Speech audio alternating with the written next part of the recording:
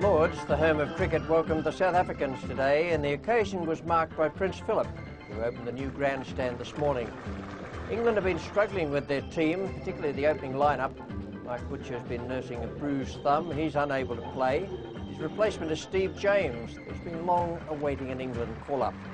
James has had a very fine start to the season and scored a timely 152 against Worcestershire on Monday. Also worries, I'm afraid, about the captain, with Alex Stewart suffering from a bout of food poisoning and a stiff back, but he's been given the all clear earlier this morning. South Africa have made only one change from their Edgbaston team, with Adam Bakker replacing Jerry Liebenberg as opening batsman. And I can promise you all eyes will be on the fast-bowling attack of Shaun Pollock and Alan Donald. I thought they both struggled just a bit with line and length in the first Test match, but they've been working hard since then on those two problems, and they'll certainly provide danger for England. So I'm afraid they've won only one of their last 9 Test matches here at Lords. We'll welcome the highlights of the opening day of this second Cornhill Test match. I'm hoping, and I think everyone else is, that it'll be a highly entertaining 5 days. The one thing we do know is that it will be very competitive. Our misfortune was that we couldn't get a start today. Almost 2 hours were lost. Then finally the umpires decided play could begin at 1:30. Simon Hughes was down on the pitch for the toss of the coin.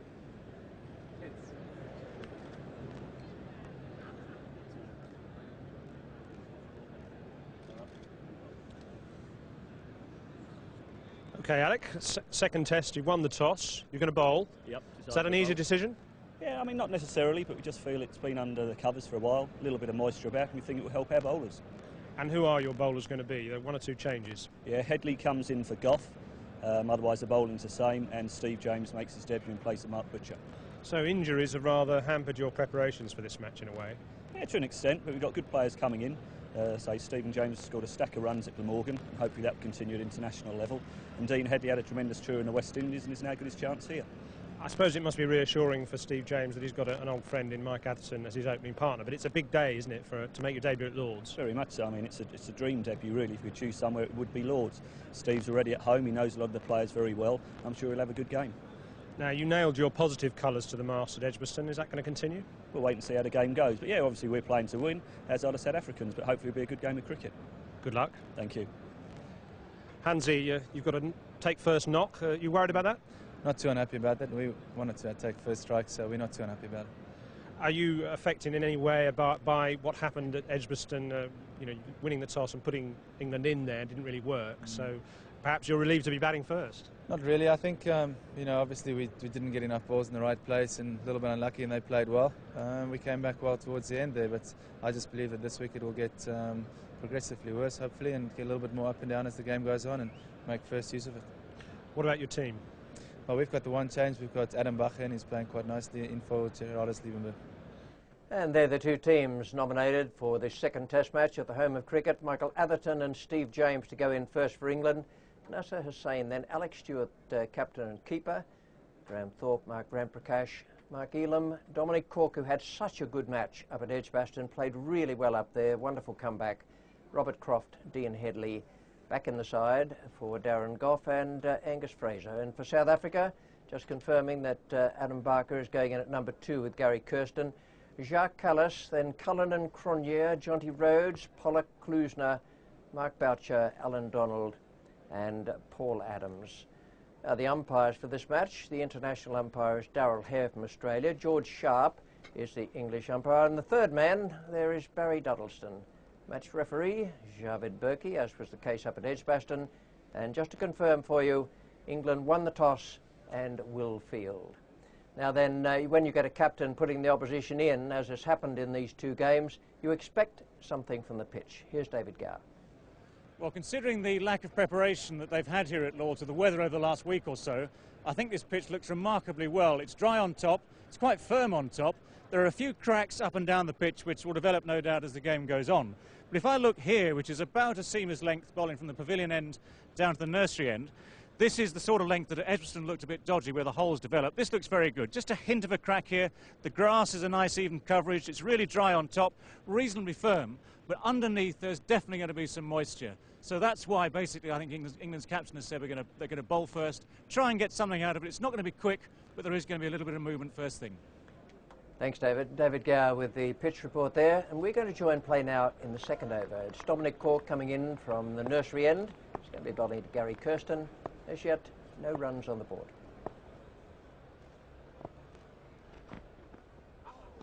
Past the outside edge. First one past the bat today.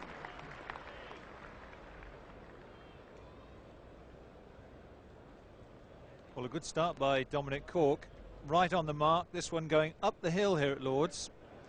I have to say it was a little surprising, the decision to bowl first, to me anyway.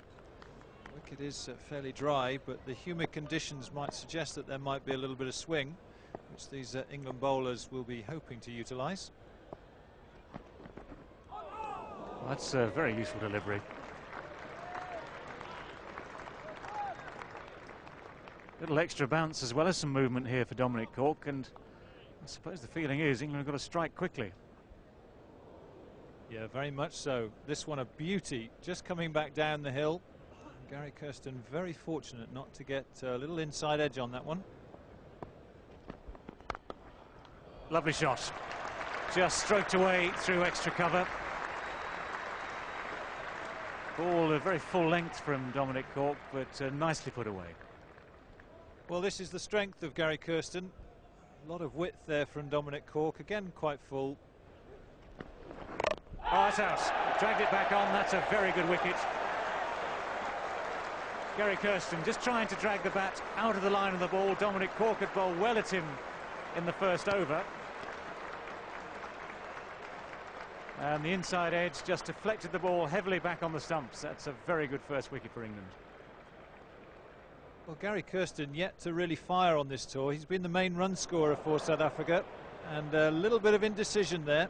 He played the first over from Dominic Cork where the ball had moved around a little bit, and Dominic Cork had got extra bounce, and this one again providing a little bit of extra bounce, and he's unable to get the bat out the way. And that's a sad demise for Gary Kirsten. Great breakthrough from England's point of view. Lovely shot. Well, that's very confidently put away by Adam Bacher.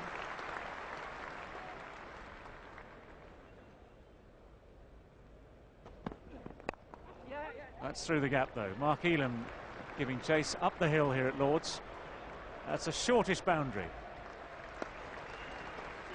16 for 1. Jacques Kallis knows what goes on here. Also seems to like batting at 3 or 4. He certainly has a preference for that. I think number 3 and number 4 are fantastic spots. Personally, number 3, I think, probably the better one, because you can go in different situations. You might go in first or second ball up, and then you might go into the 100 for 1. So your game can change from time to time. Certainly, I enjoy batting at 3. It gives you a chance to play a different role every time you go out and bat. But certainly, 3 and 4 is a very important position in the side. It's just, that's where you set up your big totals.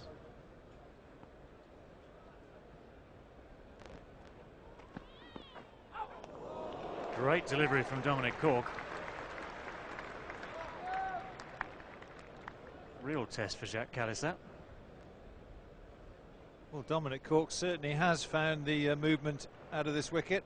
And there's another beauty, just going down the hill, but also bouncing. You see the way Alex Stewart takes this. His fingers are pointing up, suggesting that he's looking for the ball to rise even more than it did.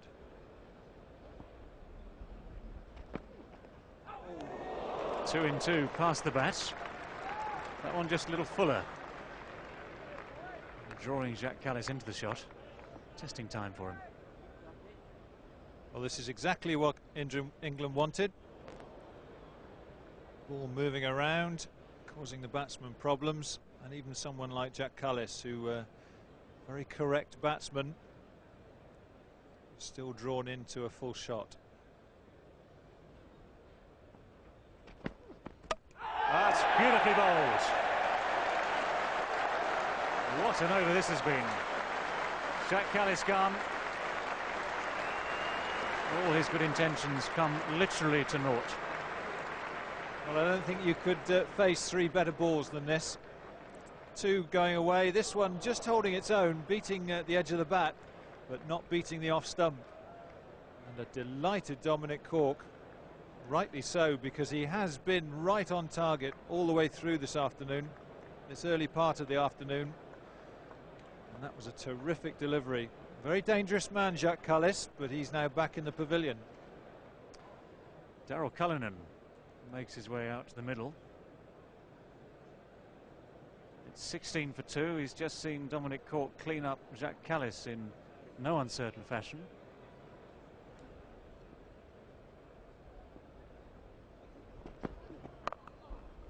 That's got through the slips cordon, guided down there by Daryl Cullinan. 4 more. Well, it's either been wickets or runs today. All the runs coming in boundaries. With the score 21 for 2, unfortunately the rain came again and we lost 75 minutes of play. We rejoin Dominic Cork now. He's coming into bowl to Daryl Cullinan. 1 run has been added.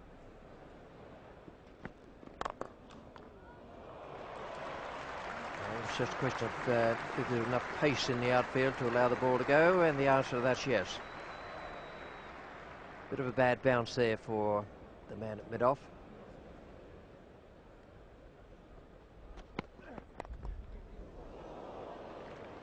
Turned him around nicely. It was a good ball from Angus Fraser. That's the slow part of the ground with the heavy rain in the last few days. Yes, Alec. But the ground staff here have done a sensational job. All sorts of improvements here. Prince Philip opened that new stand. That's on the west side of the ground here. It looks very nice. It fits in beautifully with the rest of the ground. Way to the new scoreboard in the northeast corner, then to the press section I mentioned earlier. That's not complete yet, but will be very, very good.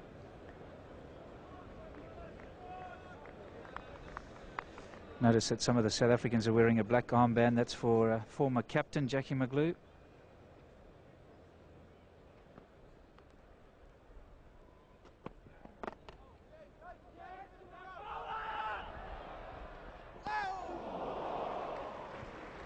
Brilliantly done.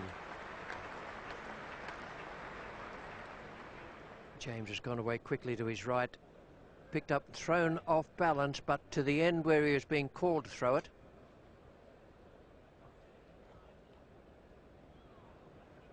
And I think just home, he really couldn't get enough balance before he let it go. The ball came out relatively softly for Steve James. Just unfortunate he wasn't quite balanced. Alex Stewart, the captain and wicket-keeper, started off this week with food poisoning. Got over that. And when it looked as though there were no problems, he suddenly finished up with back spasm yesterday. Jack Russell was called in from his county game. Graham Hick was called in as cover for Stewart, and I suppose was in a way Butcher as well. Steve James came from Glamorgan for Butcher. Beautifully bowled. Not only a bit of movement there, but bounce as well. That had a real touch of zip about it.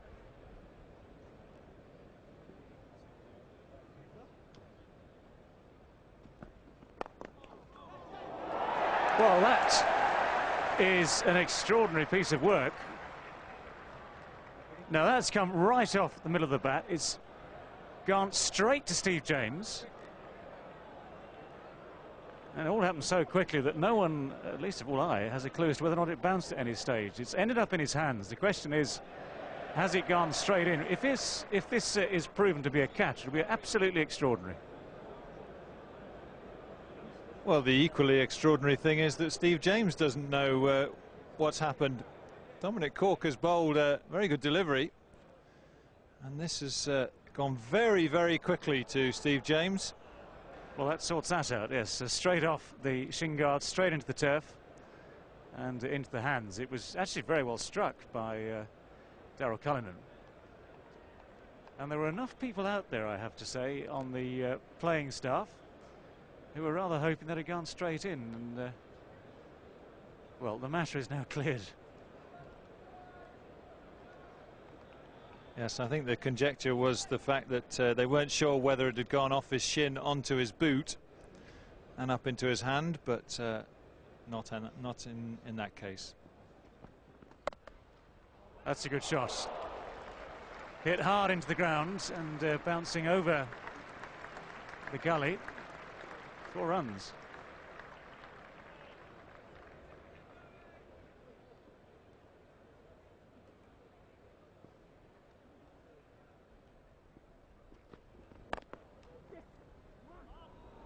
It's going to be close-ish, and a desperate dive by Adam Backer at the end. He realised he had to hurry, and he was there all right. He made it. Well, it was a very late call from Cullinan, and Adam Backer was on his heels. He would have been home, there's no doubt about that. Perhaps he picked a fielder out. Robert Croft, never one of the quickest around.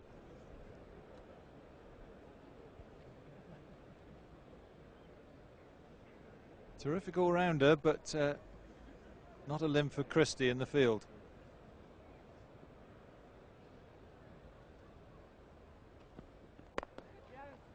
Firmly struck. Just 2 men in the covers. That's going to run away down the hill here at Lord's. Dean Headley, the man doing the chasing. It's been frenetic stuff. These last few minutes, it's either been boundaries again, excitement with the question over the catch, the odd appeal, but this was a lovely shot. 4 fours in his 22.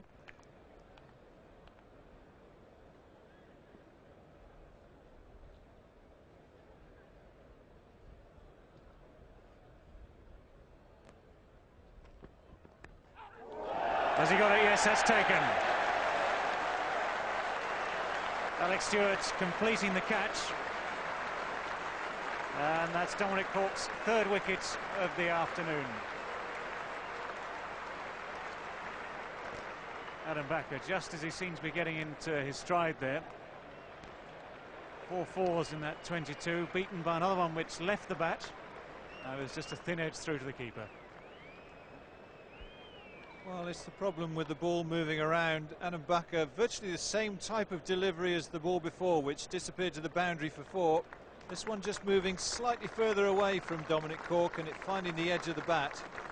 I suppose if you were ultra critical, you could say that it was a little bit loose, more of a length delivery that he was pushing at. But the previous delivery had disappeared to the boundary for 4. This one just found the edge. And unfortunately for Adam Backer, he's back in the pavilion. Dominic Cork, 3 wickets to his name. Hansie Cronje, the South African captain, is the next man. His side are 43 for 3. Asked to bat by England this afternoon when Alex Stewart won the toss. And the things going Alex Stewart's way. Dominic Cork has taken all those 3 wickets. This is how Adam Backer went. Just a thinnish edge. Genuine deflection, and Alex Stewart made no mistake. See Alex Stewart is coming up, steadying himself as the ball is delivered, and it just goes with it. 500s, 14 50s in 48 test matches.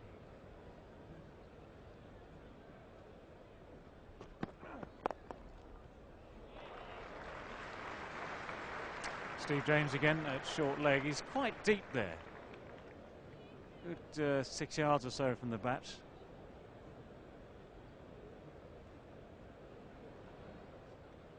Very much a question of trying to judge how the ball's going to come to you there. Some short legs would get in another couple of yards closer, in which case it's going to be tough if it doesn't go straight in the hands. Steve James gives himself just that extra yard or 2 of leeway. That's past the other of the short legs, the backward short leg, Dominic Cork.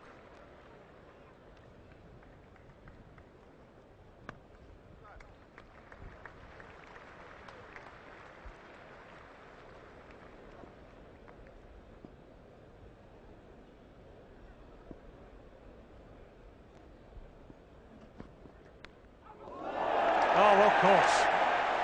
That is a good catch from Alex Stewart. It's also a very handy wicket for England. Daryl Cullinan, master stroke maker, very talented batsman. He was the sort of man who might have steered South Africa away from trouble if he got them through to tee and then said about it afterwards, but he's gone. Well, he was good enough to get an edge. This was a peach of a delivery.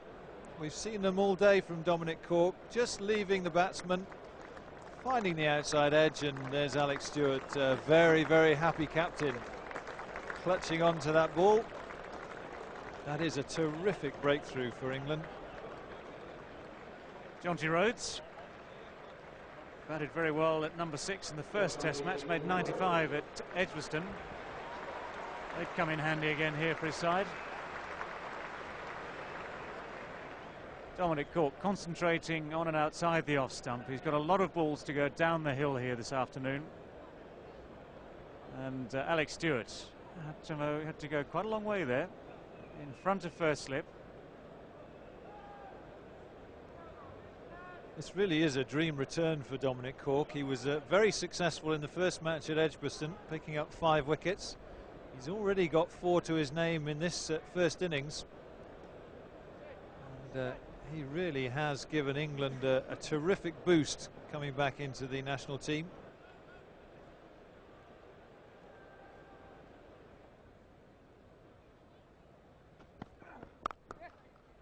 Nice shot. Very quickly onto the back foot. And the ball equally quickly sped away to the boundary. He could just get the ball to hold up on this hill. He'd provide the batsman with 1 or 2 more thoughts and perhaps a few more dangers. But his line has been excellent.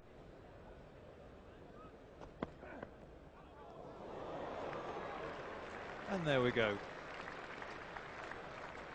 And time for the first bowling change of the day. Not a bad time to do it. 23 minutes to 5 in the afternoon.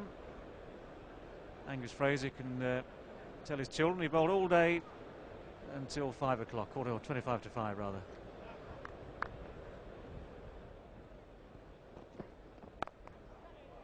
That was uppish, but firmly hit. Between cover and gully. Jonty Rhodes still looking to bat in a very positive frame of mind here. And I think that's very important from South Africa's point of view. A little bit lucky to get away with that one, actually. Didn't really roll the wrists over the top.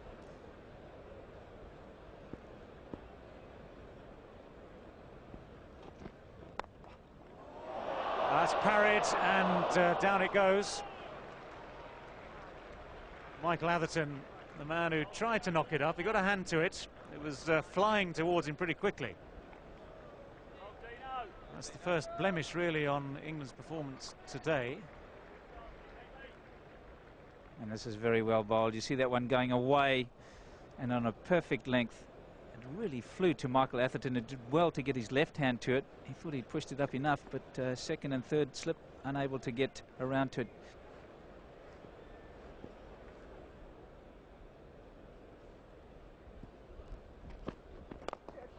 That is a good shot. Just over pitched a little bit too close to leg stump. But not what I'd call a genuinely bad delivery, and just beautifully played away through the onside.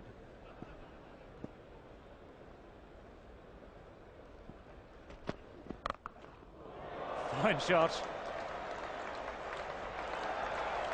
It's carried the ropes.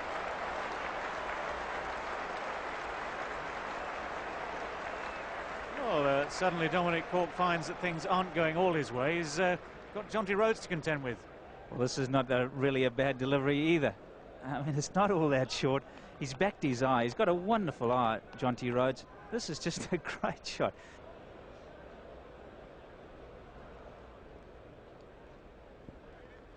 Well, it's a no ball. Celebrations amongst the 30,000 people in the crowd. Irony there. Michael Atherton, the man at third slip, who just parried the one in the previous over. He caught this one very easily. Well, this is a sin from Dominic Cork. He's been warned a few times by umpire Sharp, and you can see he is over here. He's really just striving for that little bit extra. He's bowled the perfect delivery. It's just gone nicely away from Jonty Rhodes, carried quite comfortably, and that's a very good catch by Mike Atherton. All in vain, of course.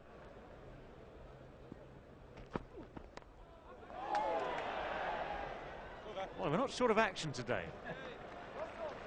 This is good entertainment, it's good cricket too.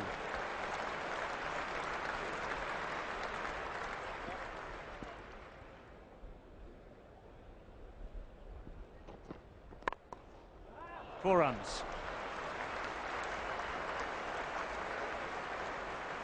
Well, that's a cracker. He's really going to play some positive cricket. He's worked it out that if Hansi Cronje can just stay at the other end, he's the one who's going to strike. Hansi Cronje, by contrast, 4 not out from 26 balls. Struggling somewhat. Just intent on survival, really.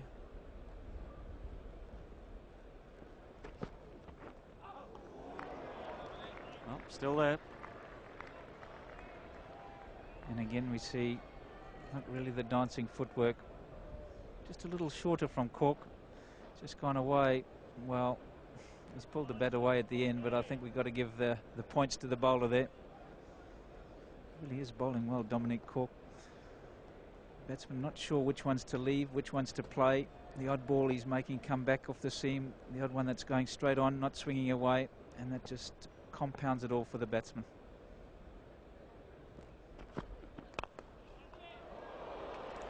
Well, he's going to get 4 runs for it. It's in the air.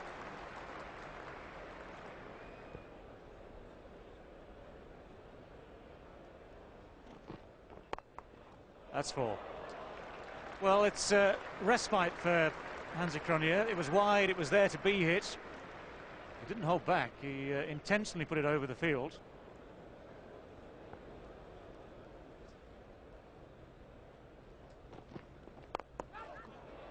Oh, that was just past Angus Fraser.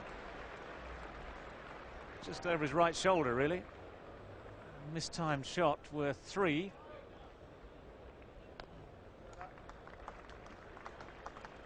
Well, Dean Headley, I don't know, I can maybe call himself a little bit unlucky. Just slightly slower here, Hansi Cronje into the shot. Again, you just see that right foot just hanging back from Hansi Cronje. You see it hanging back there, and that's what lifts the ball. It takes your weight backwards. Well, actually, this partnership has very quickly developed. It's now worth 48 off just 57 balls. Most of that's down to Jonty Rhodes.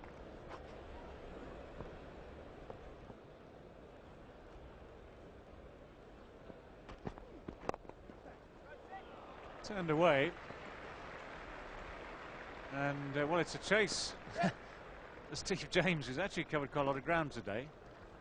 No one at long leg. Dominic Cork's been concentrating so well at bowling on the stumps or just outside off stump. These two have put on 51 in 43 minutes. You'd never think they were 46 for 4, but they've played very positively, and Jonty Rhodes particularly has played very well.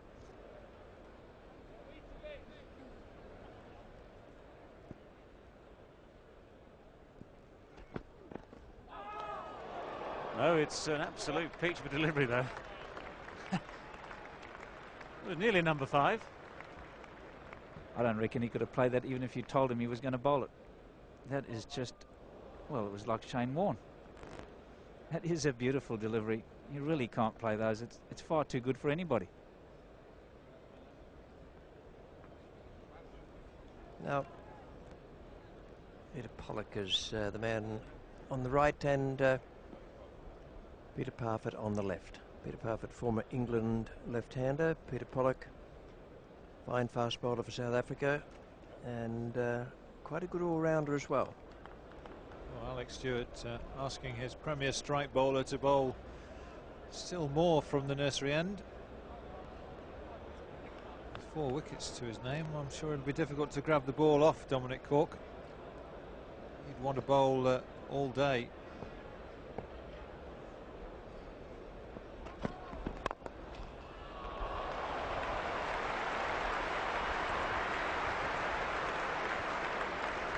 Nice answer from Hansi Cronje. Cronje's 23 now, Rhodes 32. Cronje's accelerated just in the last quarter of an hour.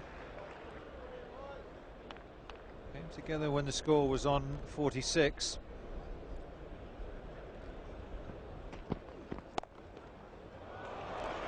It's an even better shot.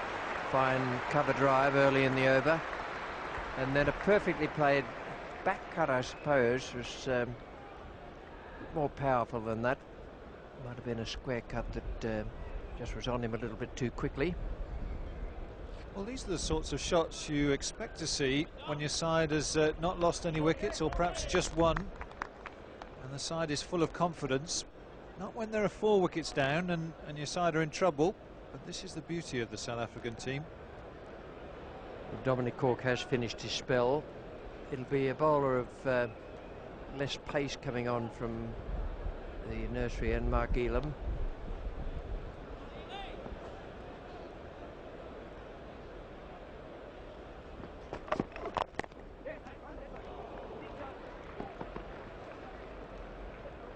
Always runs available when there's no third man in. Both these batsmen good runners between the wickets. Rhodes we know about. Cronje's also no slouch.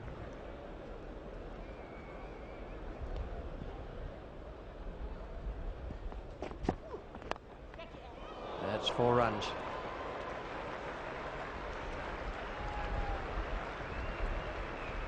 Just the faintest of, perhaps a tickle, perhaps it was off the middle, and an authentic leg glance.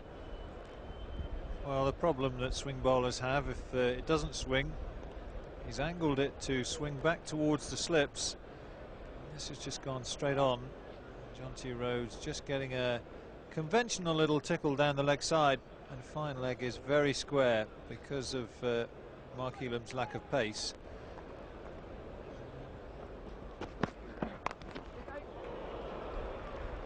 Not a bad shot in the end. The ball hurried onto him. It was very well bowled by Fraser.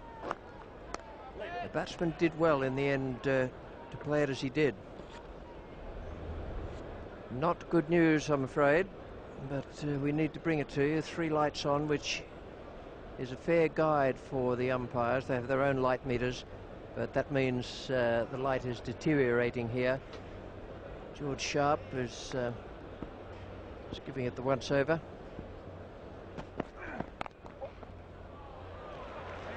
That ball will slow up. That's the very wet area of the ground.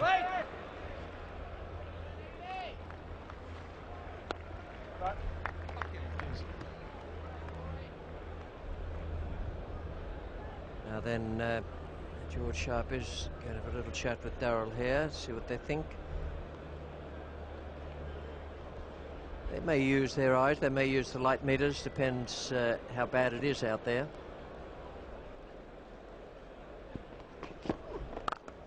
That's a beautiful stroke. Beautiful stroke. Not only a far-reaching stride with the front foot, but lovely flexibility in the knee there, bending the knee into the stroke. Super shot. So Jonty Rhodes now on to 43.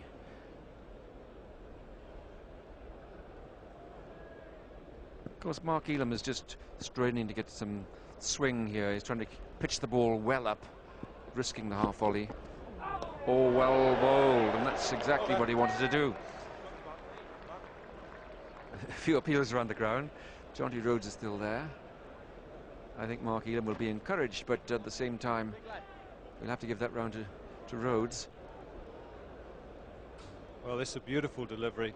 Just in the ideal spot, getting Jonty Rhodes to come forward, and then it just zipping off the seam and beating the outside edge.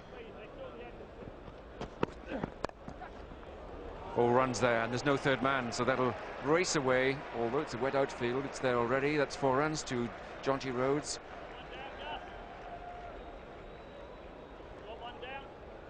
Well, poor old Angus Fraser has strived all day to get a wicket.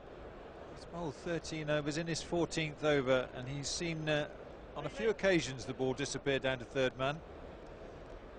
He does seem to wear that hangdog expression quite well, but on that particular occasion it was deserved. He was very unlucky.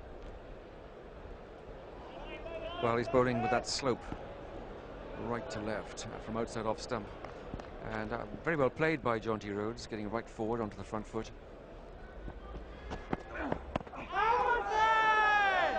Well, the appeal there came from second slip.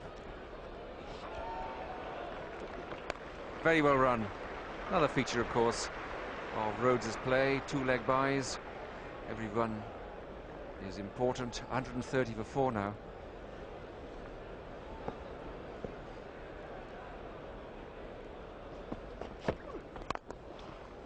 Beautifully placed. That was a long half volley. It was a delicate thump of the bat. Not much movement at all from Hansi Cronje, but his timing. And it sounded a good piece of wood out there too. One more run added before play ceased for the day. 135 for 4 at the close. Men out, Barker 22, Kirsten 4, Callis Norton, Cullinan 16. And then that face-saving partnership between the skipper Hansi Cronje and Jonty Rhodes, 38 and 47 respectively. And the bowling figures, Fraser none for 38 and unlucky. Headley none for 24. Thought he was a bit short today. And Elam no wicket for 17 from 3 overs. Dominic Cork 14 overs, 3 maidens and 4 for 53. We'll be back with the action tomorrow on BBC One at 10:55 a.m. And I can tell you that we saw something really worthwhile today. Up at Edgbaston, Dominic Cork made a great comeback to the England team. Today, he was simply magnificent. After injury left him out in the cold during England's winter tour of the West Indies, Dominic Cork began the revival of his Test match career at Edgbaston. It was here at Lord's yesterday, however, that he confirmed he really is back.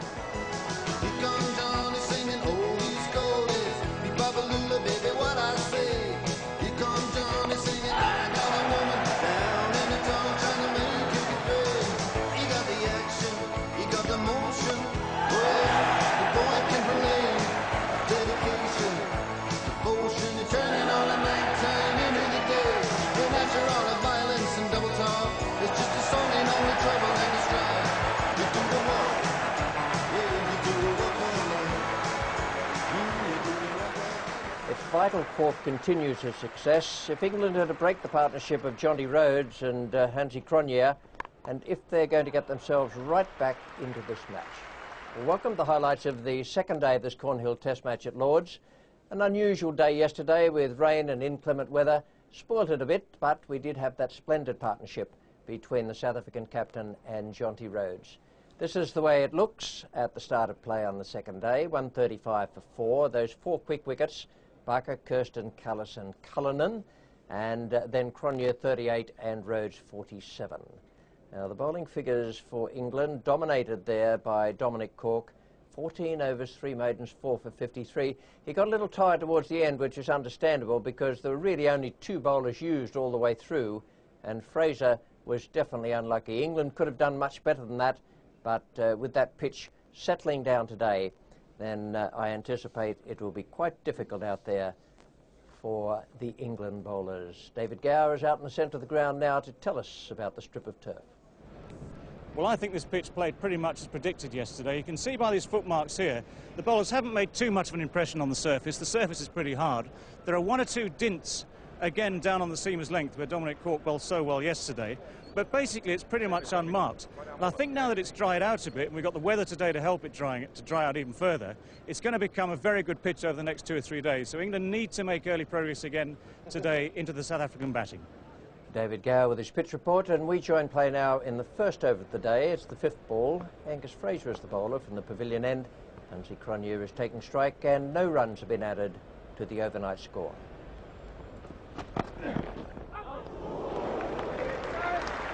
And he did that a number of times yesterday too. This is a beautiful delivery. First couple a bit short. Hansi Cronje on the back foot, and look at the footwork there. Really in not a good position, and that's a very good delivery from Angus Fraser. Just watch the footwork there.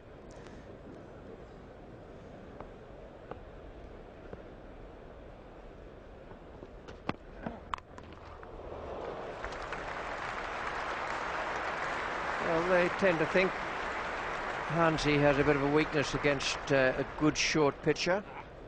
Perhaps that wasn't quite so good. Yesterday they were carrying umbrellas. Some of them were wearing raincoats, some Wellington boots. Now it's all shirt sleeves and shorts. Shirt sleeves for Raymond Illingworth.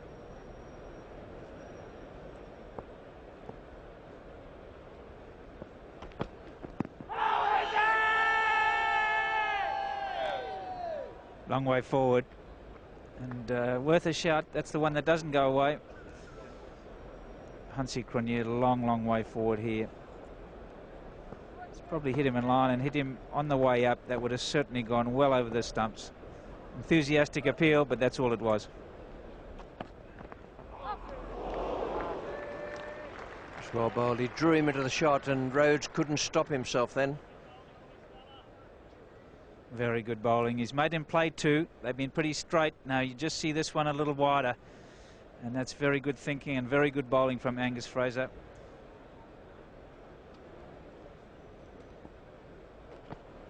A good shot.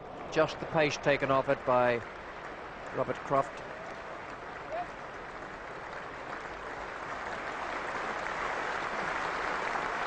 Half century for Jonty Rhodes. And that is a very good innings. Came in and attacked where defence might have been on the score sheet for a lot of people.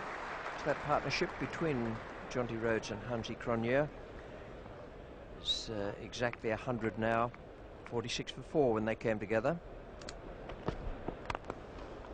That is on fire. That's a great shot. Half volley. That's 50 runs for Hansi Cronje. And a nice solid way to get there.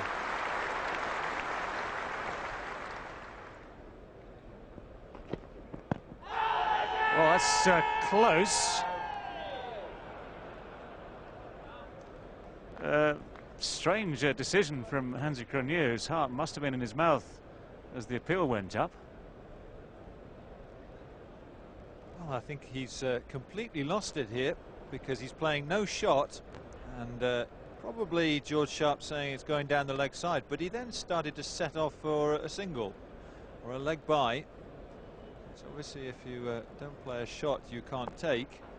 So just for a moment Hansi Cronje perhaps just wrapped up in reaching a significant milestone in getting to his 50.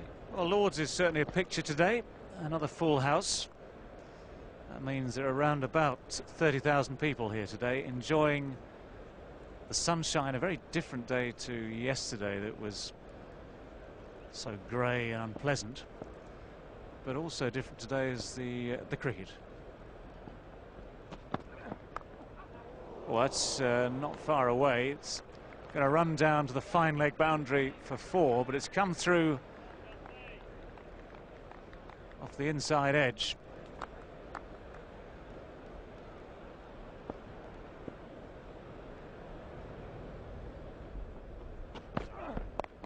Good shot. There is a man out there. He's not going to get to it. Steve James. Jonty Rhodes is so quick onto these. There's no great pace in the pitch, and he seemed to have all the time he needed just to play this shot away in front of square. Dean Headley is coming on now, and he's bowling from the nursery end.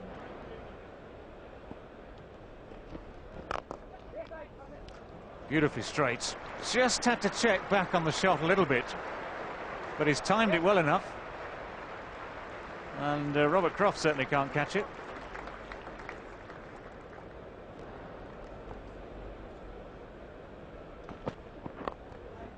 That's 4 runs. That's misdirected by Dominic Cork, and his man on the leg side boundary is much squarer.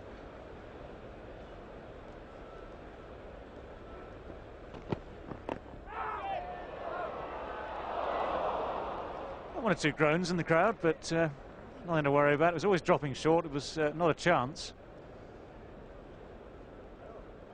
Well, I think straight off the pad here, a little bit of extra bounce from Dominic Cork.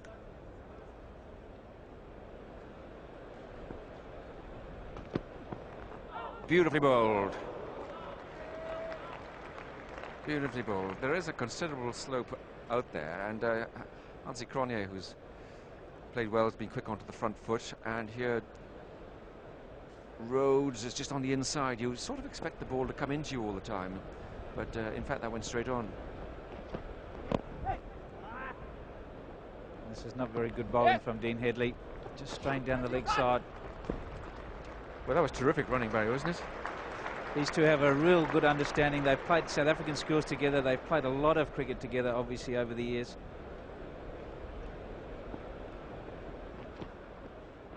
Oh, well bowled, a better ball. And that's the chance of getting him out. It's playing at the wide ball that Jonty Rhodes has a little bit of a tendency to do. That's a convincing shot, all right. Another great example of how you go back, you go right back. You create time, you find time, and you've got a lovely swing of the bat outside the off stump.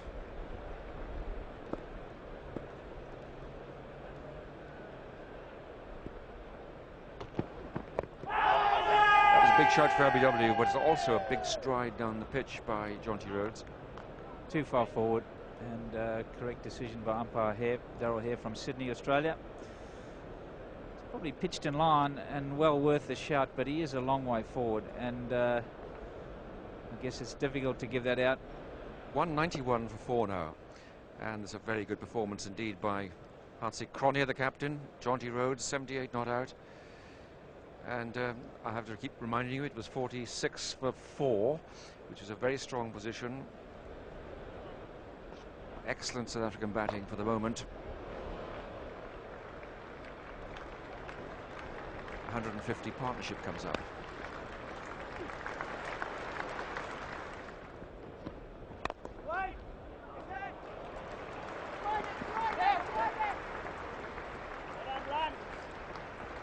That's good fielding all round there. 200 up for South Africa though, 201 for 4. Splendid partnership.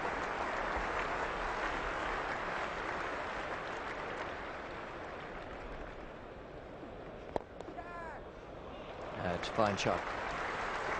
Well, in the first over from Robert Croft, he was inclined to stray to the leg side. It's quite easy to do that when you're bowling spin from the pavilion end. It's just that little slope on the ground. And just as bad as being around about middle and leg, and of a full length is to be short outside off stump, particularly if you've got a fellow who square cuts so well.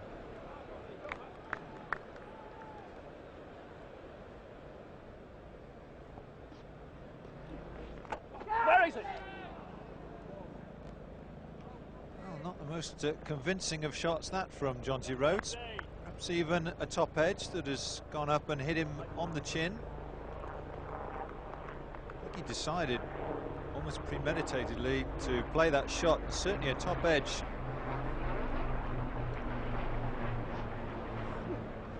And there it is again.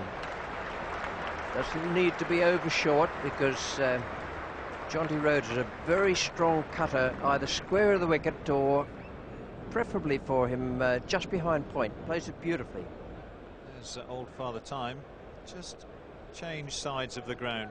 He used to be on top of the grandstand. He's now next to the mound stand on top of the new scoreboard. I wonder if he likes what he sees.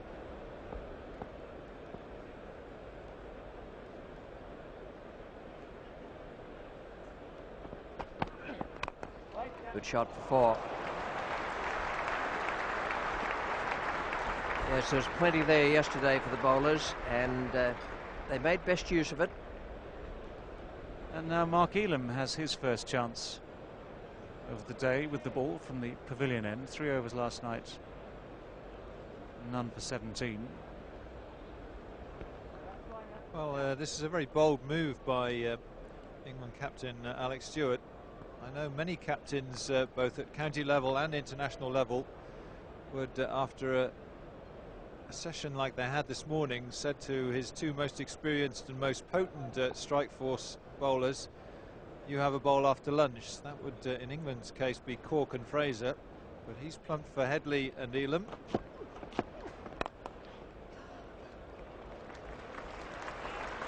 Good work from Ramprakash. But Hartsie Cronje is still not quite timing this ball consistently. He's hit it fairly hard into the ground, and it looked a reasonable shot, but he's just about 5–10% off.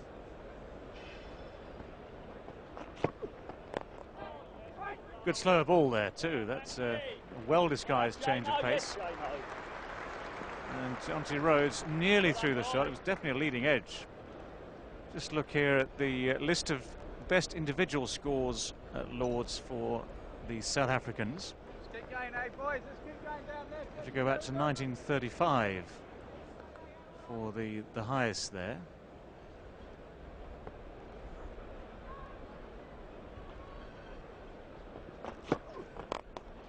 That's out. That's the breakthrough that they needed. Mark Elam has the wicket, and I suppose it's entirely right that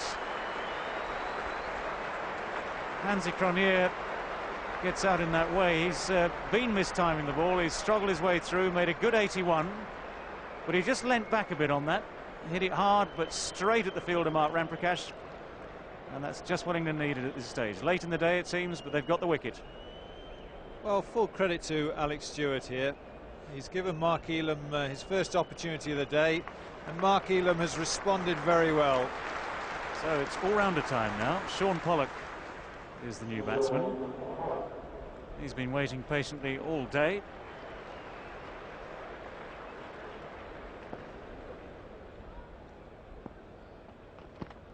Well, that's given George Sharp plenty to think about. Good delivery. Might just have been an inside edge. Well, they're almost sounded like there were two noises, but that's ever so close. And if there weren't two noises,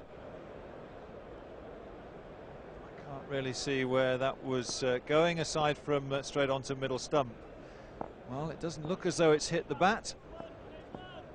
And I think Dean Headley can feel a little bit upset at not getting the decision there.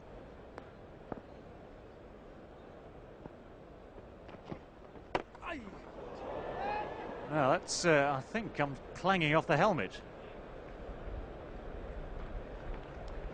Yep, signal leg buys. Right.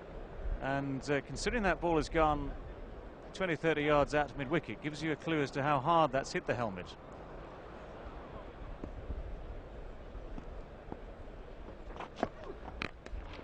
That's hit the bat and hard. It's dropping short of the boundary. Nonetheless, it's enough to take Jonty Rhodes through to 100. 3 runs, that pull over mid-wicket. He's reached what must be every visiting cricketer's dream. 100 at Lord's, and none of those boys are going to begrudge him that. He's played beautifully for South Africa, both in the first test in Birmingham and now here at Lord's.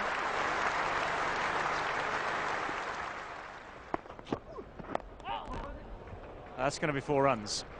Sean Pollock off the mark. A wonderful knock by Jonty Rhodes. His job's not over yet. South Africa not quite out the woods. They'll be a lot happier than they were when they were 46 for 4, but Hansie Cronje and now Jonty Rhodes have done a wonderful job. Oh, that'll be very close. The feet jammed together on the crease there. Gone absolutely nowhere. This one we find just coming back, but just bouncing a little high.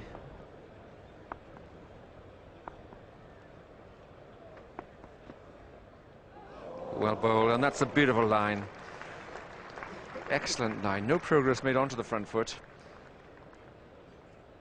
Well, just from the naked eye, I don't think there's a better ball being bowled all day than this one. And this is just a perfect delivery.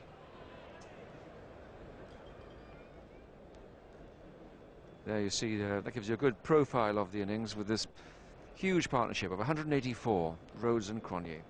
Really restoring the balance, repairing the damage, and putting South Africa ahead. Big shout for LBW, and certainly Jonty Rhodes moved across in front of his stumps there. 250's up.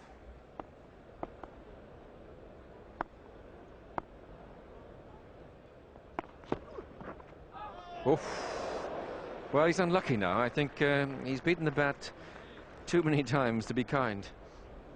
He really is varying his pace very well. That was a lot quicker. Really surprised Shaun Pollock. Plenty of effort went into it, and he's had to hurry his shot.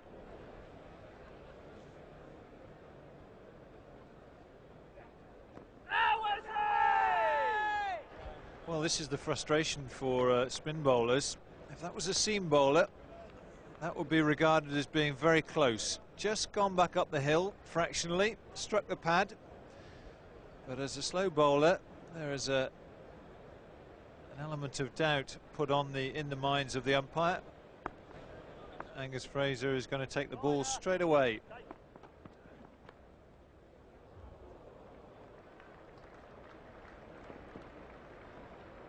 Off the pad, but it goes on to the total.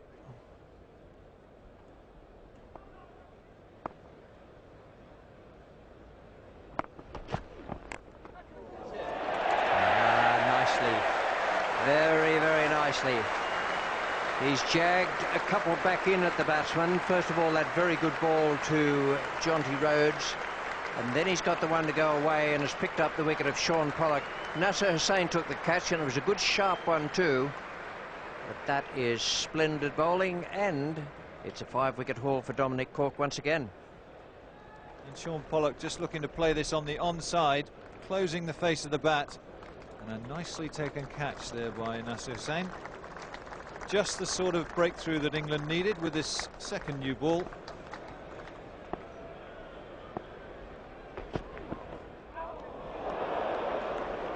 Mark Boucher, who's the new batsman, that was a real eye-opener for him.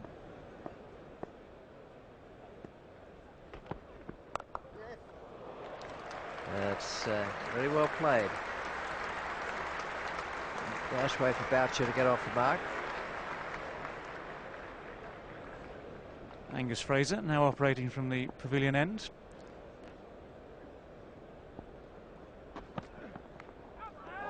Well, it's through Jonty Rhodes. It's the inside edge.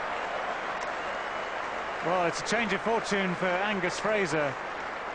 And the end of an awfully good innings from Jonty Rhodes. Little puff of the cheeks as he strides off. But he's provided this Lord's crowd with some wonderful entertainment.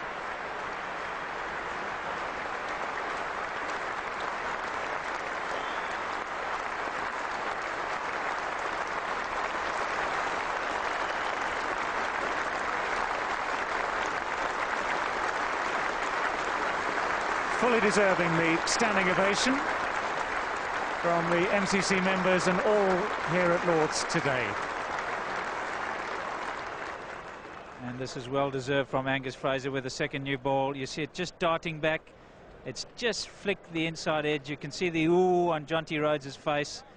And Alex Stewart takes a very neat catch.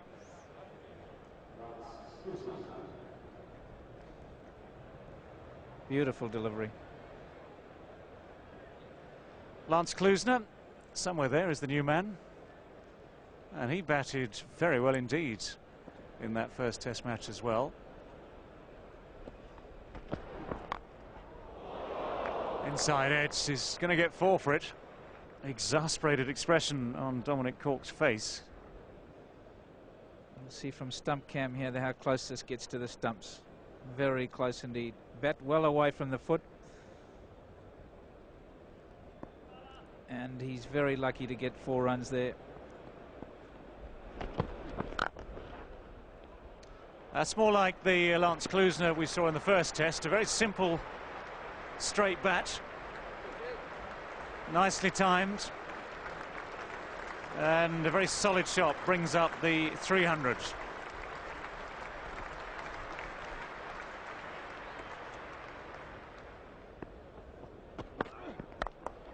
That's a good shot. There's no justice for Angus Fraser. He's tried to get that one up for the Yorker, and Boucher has taken full toll of it.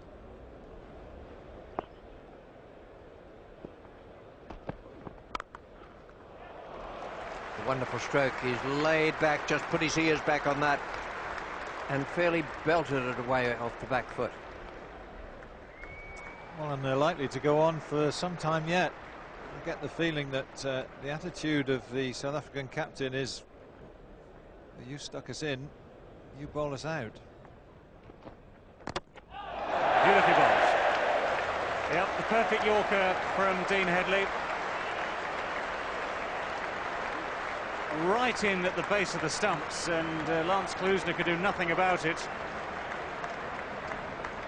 Once again, Lance Klusener has added a very useful contribution to the South African batting. 34 runs before this. Actually an inside edge onto the pad, deflected it on.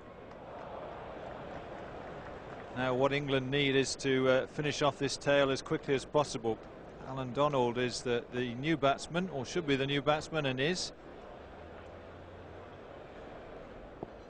Right, short legs in, 2 slips in the gully. There goes the bouncer. Awkward one for Alan Donald, who will not forget that, as and when he has a go at Dean Headley later in the game. Well, one fast bowler to another.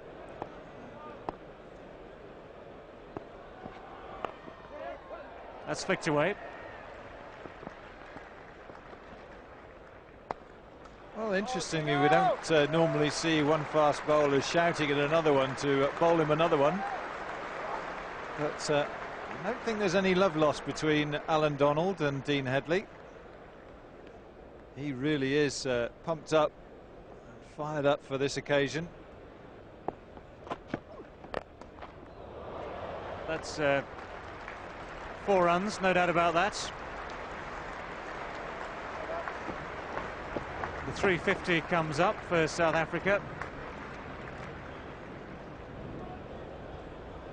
352 for 8 after being 46 for 4. That really is a very good fighting effort.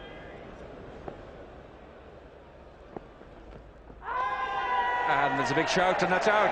Up goes the finger. A little nick. Alex Stewart beautifully positioned on the leg side. And the 9th wicket is down for 353. And a slight deflection through to wicketkeeper Alex Stewart, who took a very nice catch. But just a little bit of extra pace was the undoing here for Mark Boucher. A very fine bit of bowling by Dean Headley. Paul Adams is the new batsman and the last batsman.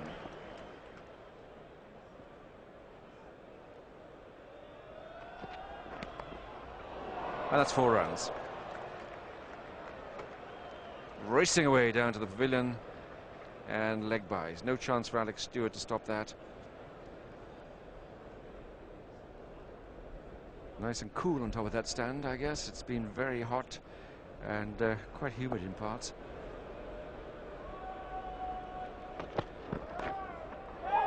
And that's caught, beautifully caught by Alex Stewart. Really is the most agile man. Paul Adams just following that ball from Cork. It's Cork 6th wicket. 360 is the total. And he's got it in the right spot, and Paul Adams just getting a nice faint nick, just adjusting in time, and they're just carrying to Alex Stewart, who did very well to come a little bit forward. So a very good catch. And 360 all out South Africa. 360 all out, and that's a very good performance from South Africa when you think they were 46 for 4 early on the first day. 81 for Hansie Cronje, 117 for Jonty Rhodes, and then good performances from Mark Boucher 35 and Lance Klusener 34. 27 extras and 360. And the bowling figures for England, once again an outstanding effort from Dominic Cork. 31.1 overs, 5 maidens, 6 for 119. Angus Fraser could have had better figures, 1 for 78. Headley 2 for 69. Elam 1 for 50. I thought he did pretty well. He moved the ball nicely in the air. 15 overs for the 50 runs and the 1 wicket. And Robert Croft didn't get much out of the pitch. 9 overs, 3 maidens and none for 23. We go and join play now in the England innings. It's the 5th ball of the first over. Alan Donald is bowling. Steve James, making his debut, is taking strike. No runs on the board.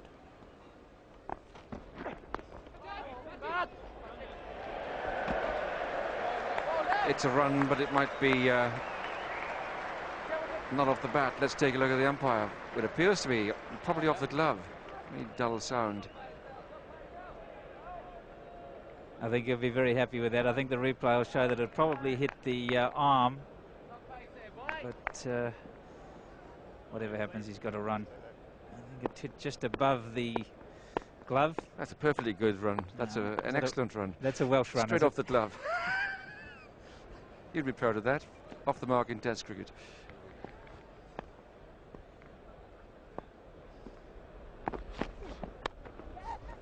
And those are runs. Gone down fine leg. Gentle pace and Pollock. Off the pad that time. 4 leg byes. So England 5 for no wicket.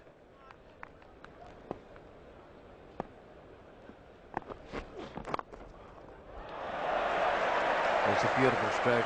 Lots of people around this ground with Welsh connections will be shouting good boy.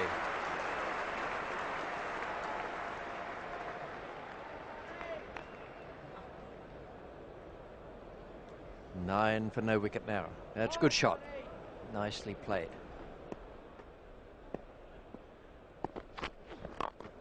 You can say that he's reasonably strong on his pads. Well, I think the crowd appreciating the nerves that there might be for a first Test match innings.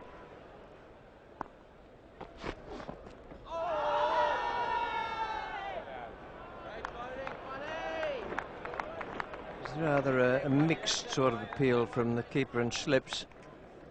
And the bowler followed on.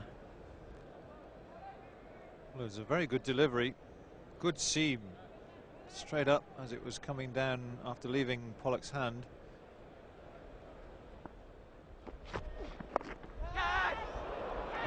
There's the first one. That looked as though it took Atherton by surprise, a little bit quicker. And getting up at him, and it's flown very, very gently away to the slip area. Kirsten, the man taking the catch, Atherton a duck, and problems for England.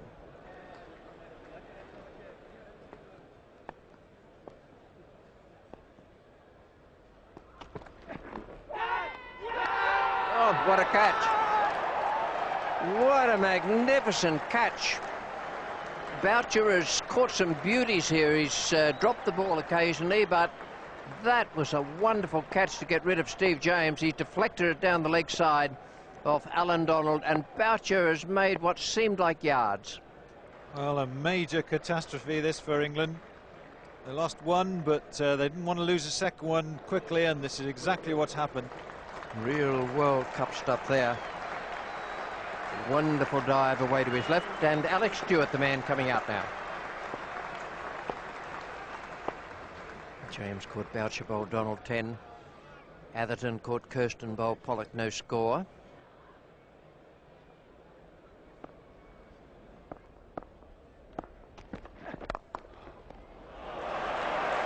It's a better time stroke.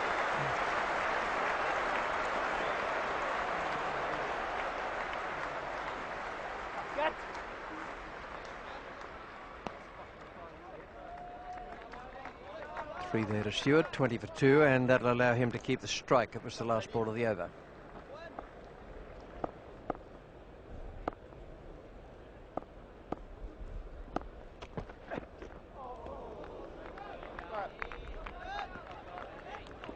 This is very well bowled. There's a little nod of appreciation there from Alex Stewart. Good leg cutter.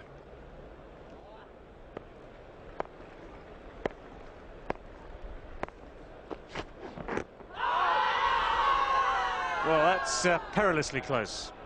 Not out in the opinions of, or the opinion of George Sharp. Close call for Nasser Hussain. Well, he's not really anywhere. Did this pitch outside leg? Maybe just because I couldn't see that.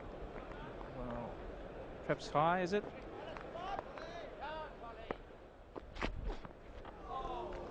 Beautifully bowled.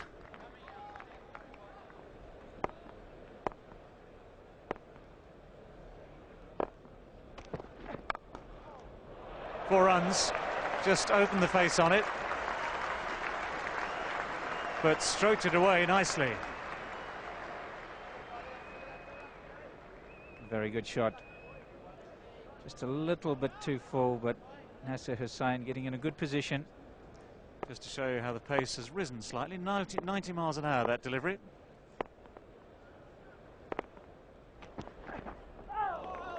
Great bowling. Nasser Hussain hasn't moved yet. He's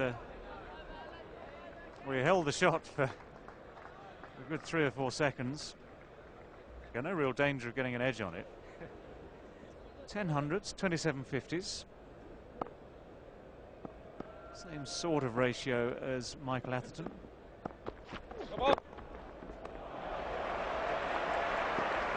Chase here for Alan Donald, which is going to prove fruitless.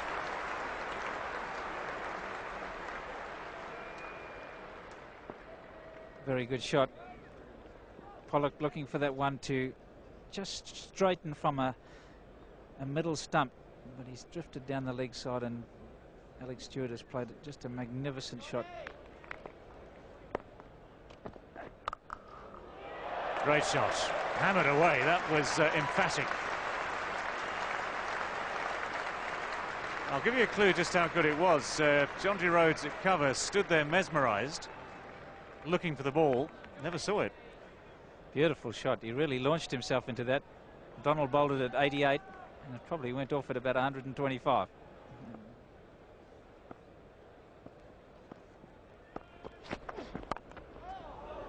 Got away with it. It's going to be 4 runs.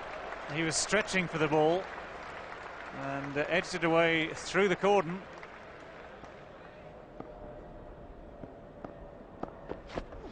That's out this time. Kept low as well. And Alex Stewart threw his head back in despair as the finger went up. 40 for 3. Absolutely plumb. It's just shot along the ground. It didn't actually get up much. It's always a difficult situation when you come in. You're looking to defend all the time.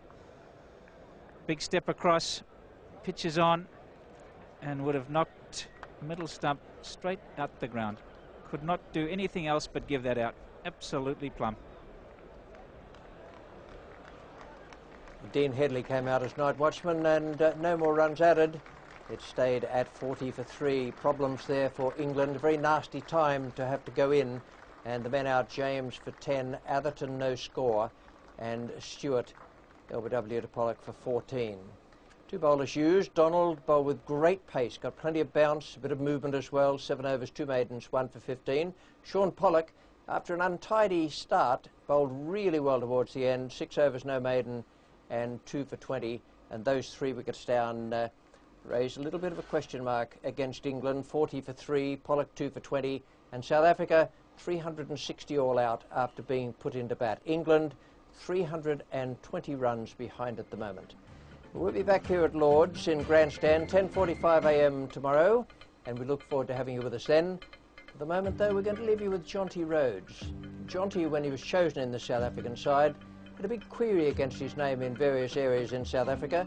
Why is he going, some people were saying. They thought that he might be just a bit over the hill.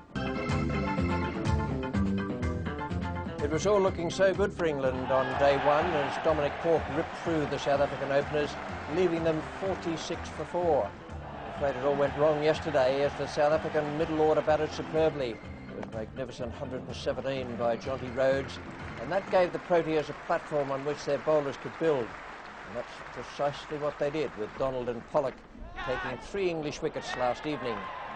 All eyes today will be on England's middle order, Hussain, Thorpe and Ramprakash, to see if they can swing the advantage back to the home side. I assure you it will be a very, very tough assignment. Welcome to the highlights of day 3 here at the home of cricket. A big job ahead of England. They have a lot of runs to make to avoid the possibility of being sent in again, and it will require some very, very good batting. This is the situation as we move into day 3. England 320 behind. That's a daunting figure anyway. South Africa 360 and England 40 for 3, and of those 3 Pollock has 2 for 20. Out in the centre of the ground now, David Gower has some words for us on how the pitch might play. Well, as I say, the pitch itself still looks pretty good. That pace I was talking about is what makes the difference. We come down past these footmarks, there's not too much wear there yet. As we stroll down the pitch, the cracks are just widening gently. You can see, or I can see here, the little red marks where the ball has been pitching over the last couple of days. But basically the fabric of the pitch looks very good indeed. The grass still covering nicely, it's even, it's flat. The bounce itself wasn't a problem yesterday. And if you go back 20 years to this pitch, well then, at this, round about this point here, there was a ridge as well. Nowadays these pitches have been relaid, they're flatter. But I think the difference has been just that extra pace of the South African opening bowlers. Alan Donald timed at about 90 miles an hour last night. He got the ball to lift just that little bit more. The ball is still new this morning. That crucial first hour that I was talking about is going to be very important, and that's what England got to really battle through. Thanks, David, and we're going to join it now with the first ball of the day. Sean Pollock is coming in from the nursery end. The overnight night watchman, Dean Headley, is taking strike. There's a beauty to start with. Morning, Barry Richards. It's going to be a very, very interesting first out. Probably the only thing that's for the England batsmen is that the damp outfield might just have got a little bit wet. And there's nothing worse for the quick bowlers than have a damp ball to bowl with. But they're fired up, and it's a difficult situation for England. Well, it's safe and it's 4. But for one moment, Nasser Hussain's heart would have jumped a little.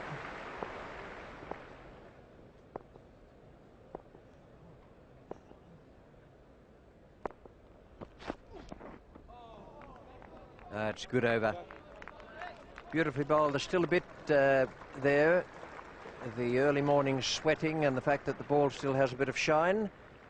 Strong position for South Africa at the moment.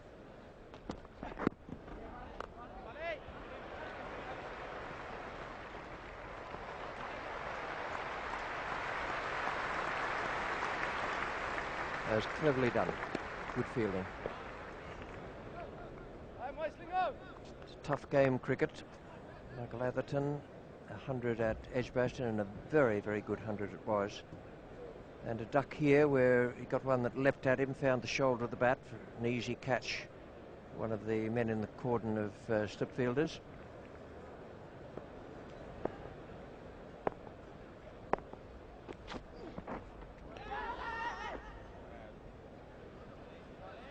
And that's good bowling.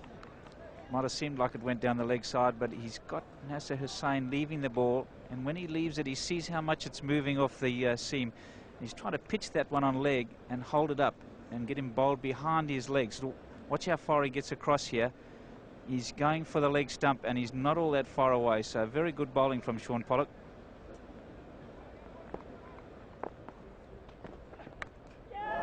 Oh, he's done it again. He takes the most spectacular catches. Gloves a few to the ground when it doesn't matter, but when the pressure's on, Boucher looks as though he can do anything. That was wonderful to watch. What a fabulous catch. As you say, puts them down when they look easy, but they haven't edged him. And when they do, he never misses. And he's gone an awful long way. Drawn to the wide ball, Nasser Hussain. He did it earlier against Pollock, and look how wide that is. That's on Daryl Cullinan's right hand at first slip. So he has gone a long way. He's moving that way with the ball, but to get that far, that quickly, superb effort. Graham Thorpe is the new batsman. Been the saviour of England in tough situations on many occasions. It won't come much tougher than this. 48 for 4. And there he is, flying away, very flat-footed. And that has gone very quickly. What an acrobatic catch that is. We'll see how wide this is. Quite full. It is drivable, but didn't really get his foot to it, and it just moved away off the seam. There's been that seam movement throughout this game, and that is a fabulous catch. Daryl Cullinan wasn't quite sure what to do.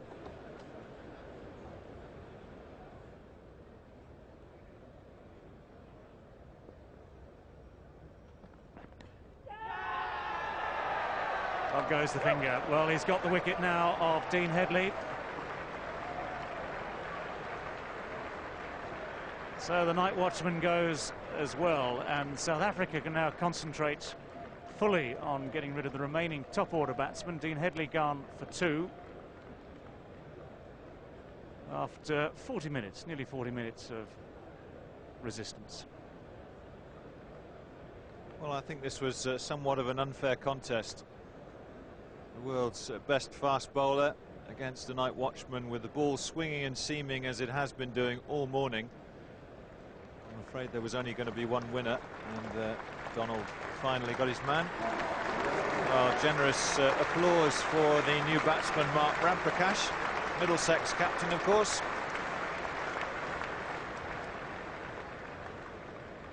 Just a fraction wide, and Dean Headley followed it. Did move, and that was the easiest of the catches that Mark Boucher has had to take in this innings. 49 for 5 represents big trouble for England.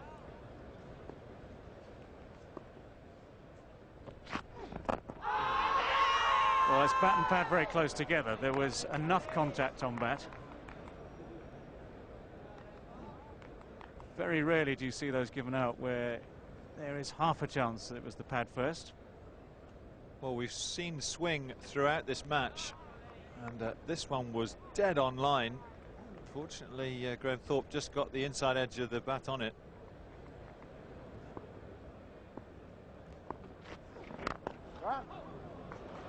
That's nicely struck. Very straight.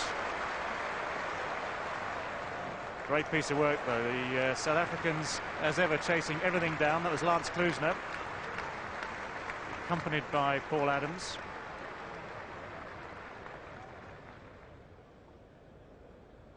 Well, England have reached the first milestone. They've got to 50.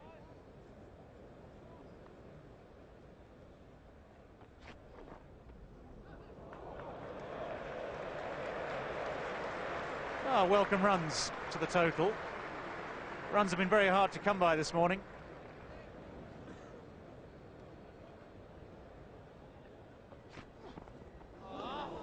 Beautifully bowled.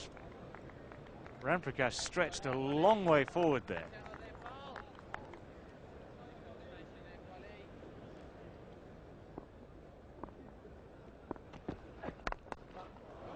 Another gap at extra cover. And the ball wins. Ball and slope beating Jonty Rhodes. 4 runs to Graham Thorpe. Good shot.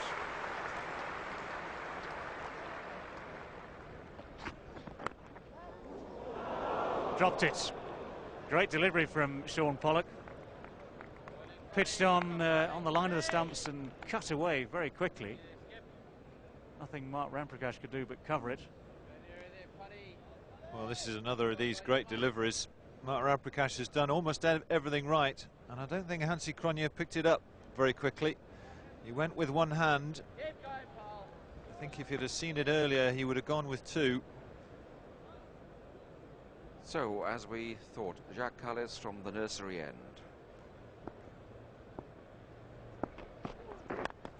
Oh, what an amazing catch. I mean, that was incredible. I don't think I've seen one like that.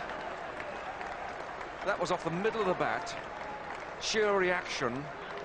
Smack into the right palm. Adam Bacher. Astonishing, 64 for 6. Well, everything going right for the South Africans. This is just a magnificent catch. Was going to whip it away. He actually tried to hold back on it, but an Adam Bacher is just pure reaction. They do practice that a lot, but I think that one you can say he just reacted instinctively. The scoreboard doesn't look at all exceptional. It looks 64 for 6, and I think that's a big blow to be struck. Mark Elam is the man out there with the bat now. Dominic Cork to come, Robert Croft and Angus Fraser. England in serious trouble. 13 extras. Extras is a considerable scorer in that scorecard.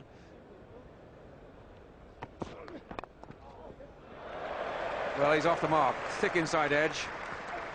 He goes to the second one.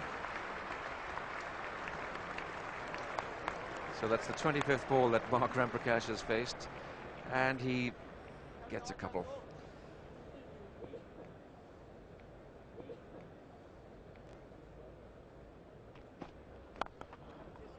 That's a better shot. Slightly overpitched, ever so slightly, and probably not swinging as much.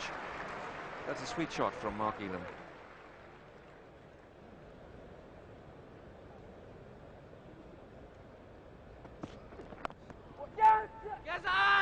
Oh, hesitation. And that looks out. That is out. What a silly bit of cricket. The last thing that England needed. Mark Elam is the man out. Fine bit of fielding.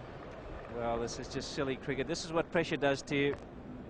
Ramprakash looking to just break the shackles a little bit. And who's he hit it to? Well, Jonty Rhodes was the man who was close. But it's Gary Kirsten, and he's not even in the frame. Well, it's bad cricket, I'm afraid. Not specifically by Elam. It may well have been Ramprakash's responsibility. Dominic Cork is the new batsman. Croft and Fraser to come. 87 to avoid the follow-on. That's a number Australians don't like to see on the screen under any circumstances.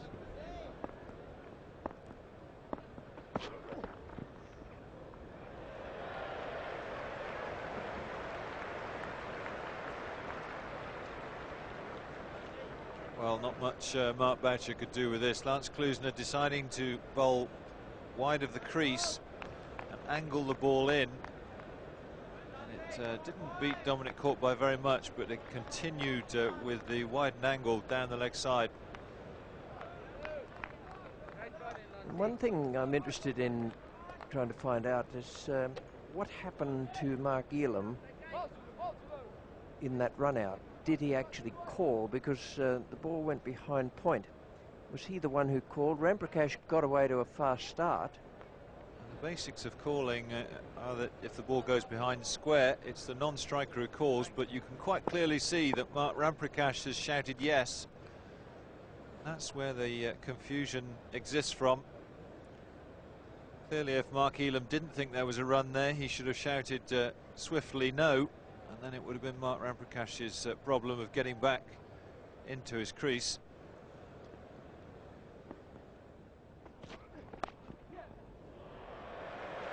They'll take 4 for that, no third man, and no problem for Hansi Cronje. He won't worry too much about that because it came off a thickish outside edge. No one might go all the way. Even Jonty won't be able to get that.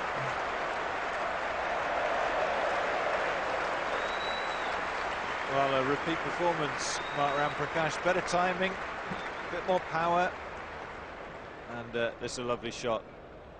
Gaining in confidence all the time, Mark Ramprakash.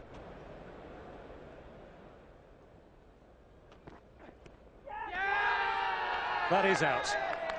Ramprakash hasn't moved yet. Daryl Hare has raised his finger. Might need the tractor to get him off.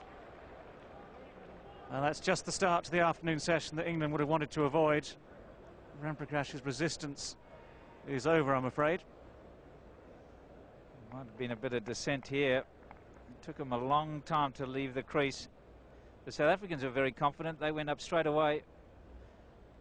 Ramprakash stood there, and we'll see what happened.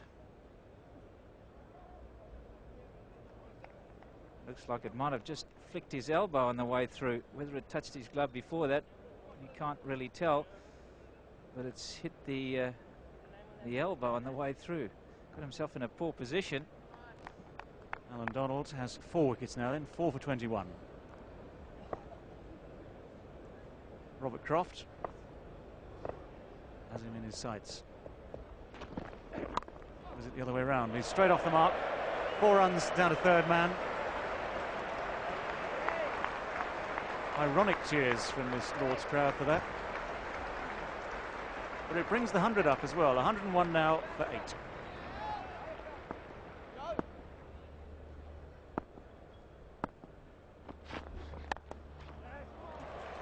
Oh, brilliant. Absolutely brilliant. Jonty Rhodes. We need to say that, I suppose. We heard Hansi Cronje talking about being just a little bit deeper because it goes across the square quicker. And that one fairly raced away, and Jonty Rhodes, and quick onto his feet again too. No real danger of a run out, but superb piece of fielding. Won't be unhappy with the situation. His bowlers have done a wonderful job for him this morning and this afternoon.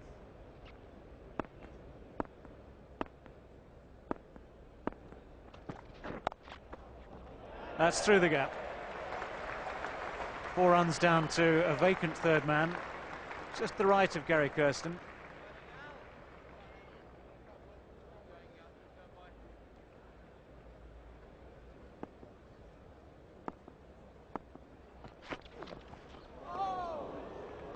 Interesting.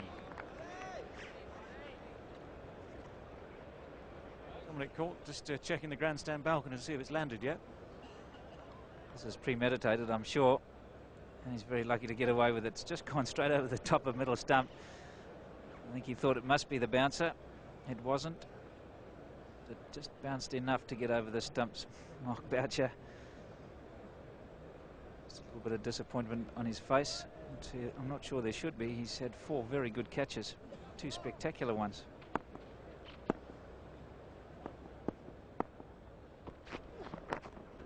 That's well taken.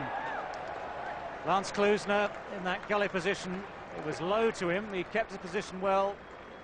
Just let the ball come to him, and it's the end of Dominic Cork for 12.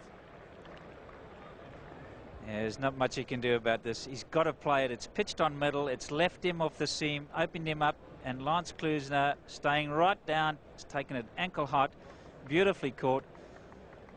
There's just absolutely nothing you can do as a batsman. Dominic Cork has done everything right, and that one's just fizzed off the seam, and a very good catch by Klusener. He stayed down. That's not easy to do, and he's just plucked it away.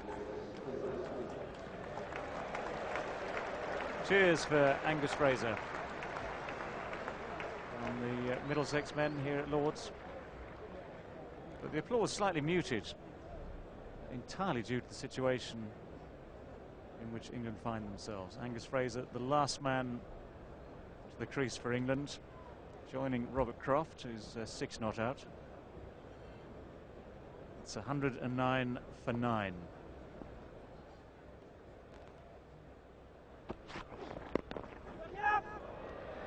Well, still 1 to go.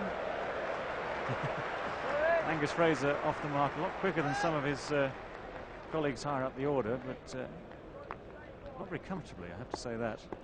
Short from Sean Pollock, fended away with that left glove.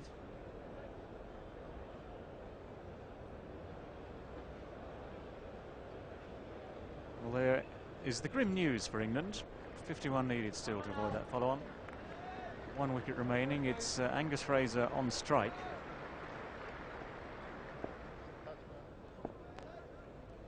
That individually decorated bat of Angus Fraser's, unique in the game. Well, that's carried to Boucher. Has it come off the glove? Well, in the opinion of Darrell Hare, it has. A wicked delivery from Alan Donald wraps up the England innings. It's 5 wickets for Alan Donald.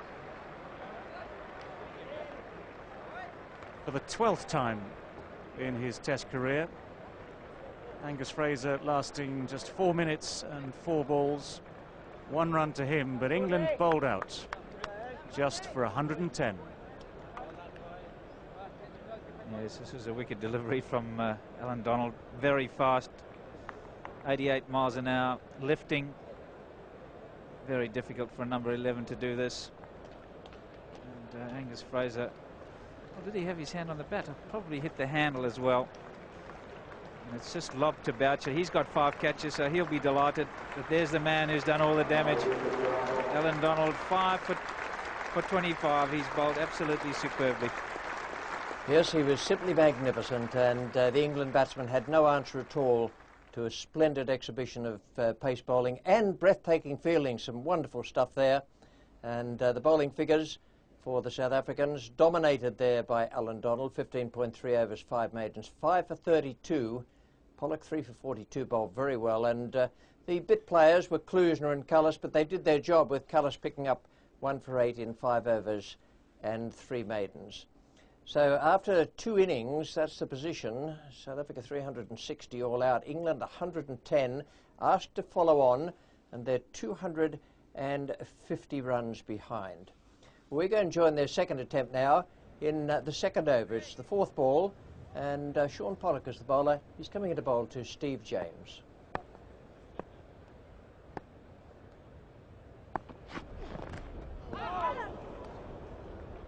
Well, that's beautifully bowled. It's high-speed stuff, and it's varied, it's intelligent. Beautiful line.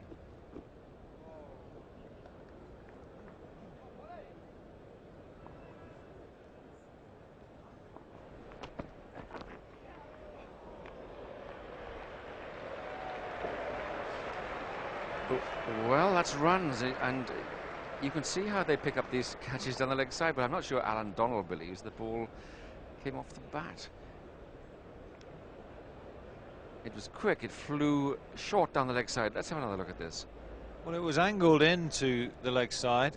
Might just have struck the hip on the way through. But I think they'd argue no shot played, wouldn't you, there? And we have to add that Michael Atherton still has not got a pair in Test cricket. Beautiful stroke. Lovely stroke. Pitched well up. Timed, not forced. 8 for no wicket.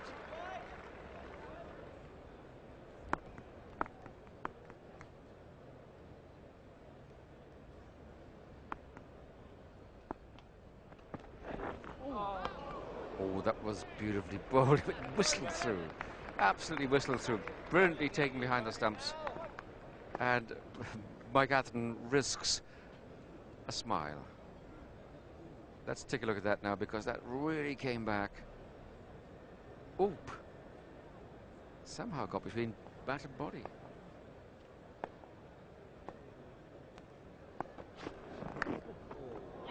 That's out. It's caught him.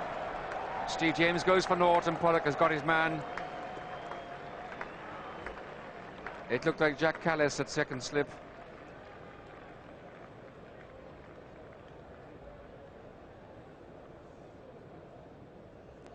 Well, it's been an unhappy test match for Steve James. Very difficult circumstances to come in and play. Last minute call up after an injury to Mark Butcher. He scored an awful lot of runs in the county championship, but his first test match here at Lord's will be a disappointment to him. Another good delivery from Shaun Pollock. Comfortable catch by Jacques Kallis. Fortunately sees the end of Steve James. And this is Nasser Hussain.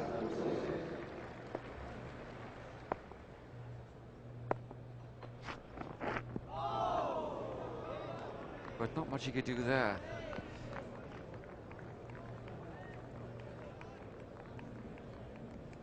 I don't know what Nasser Hussain has done, but he does seem to attract these type of deliveries. He got one in the first innings this morning, very similar to that, just outside the off stump. Just wonder what he's done wrong somewhere along the line to keep getting those sort of deliveries. Remember, he got a delivery similar to that in the first test. Big shout. And Hussain survives. Marvellous bowling by Pollock. Absolutely at the batsman. Doing enough honour about off stump. Nothing stray, nothing to be hit. Aggressive but controlled. I agree with Chris Broad. Maybe they've throttled back just a notch or two, but it's still aggressive and still very accurate. Well, the previous ball hardly bounced at all. This one, I think, has bounced just a fraction too much. Did all the right things. It pitched on, it straightened. It's hit Nasser Hussain on the back leg. And, well, in Daryl Hare's opinion, is probably just going over the stumps.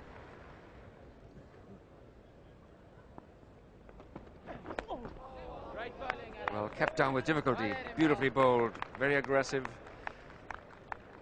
And that wasn't short enough. It didn't rise enough for Atherton to duck, but it's a real tough ask there. We've right back, just as he got out in the first innings, in fact. In some pain there. I mean, that doesn't look good at all. Michael Atherton is not someone who calls for the cold spray too often, if at all. Well, I think you can already see there's a certain amount of swelling there around the knuckle, and he really is struggling to move that finger. Wayne Morton, the England physiotherapist, running out, but the way Atherton was trying to use his finger and unable to, this looks like it could be serious. Let's just take a look, see how it happened, because that was this is a crucial piece of cricket here. And there you see the ball coming smashing into the right hand. The right hand comes off the bat, but he's carrying on.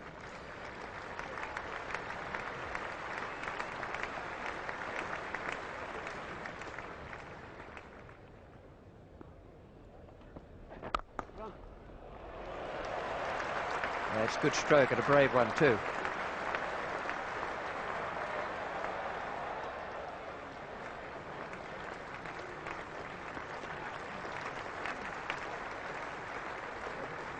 But this particular type of slide we knew nothing about, and that is brilliantly done, like a baseballer, I suppose, turning like a London taxi. Brilliant stuff, and it's been brought in to save a fraction of a second, which it certainly does. Bad luck, Mark, sorry.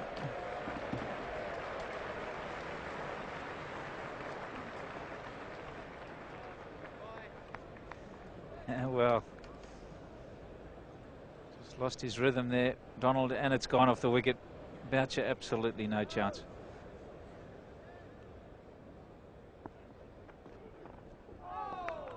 Well left. It was pretty close as far as Lance Clues is concerned. Michael Atherton agrees.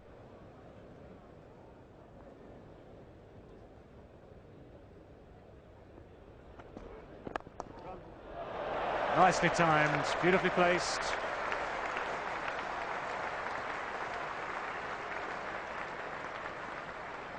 Almost perfect.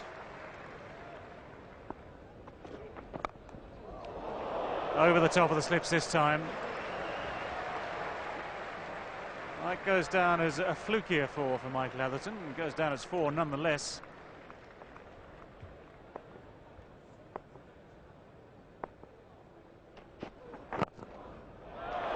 That's squeezed away very nicely. Racing up that hill to square leg for four.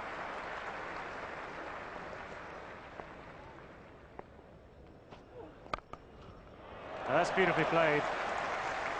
Slightly slower delivery from Jacques Kallis. The change of pace beautifully picked up by Nasser Hussain, who got himself into a wonderful position. Well, we're starting to see a few boundaries, which is encouraging for the England supporters and also for the England batsmen. That's a lovely shot. Good foot movement. Another good flow of the bat.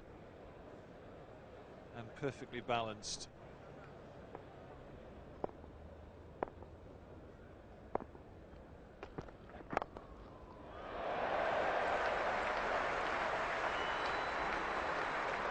That's what's needed. Half century up for England in their second innings. Well, maybe just a sign that South Africa have been out in the field for some time. Not far away, I imagine. Well, again, it's good bowling. He's had most of the deliveries since tee going up the hill. This one's come back down the hill. And it's very close to a coat of paint away from the stumps.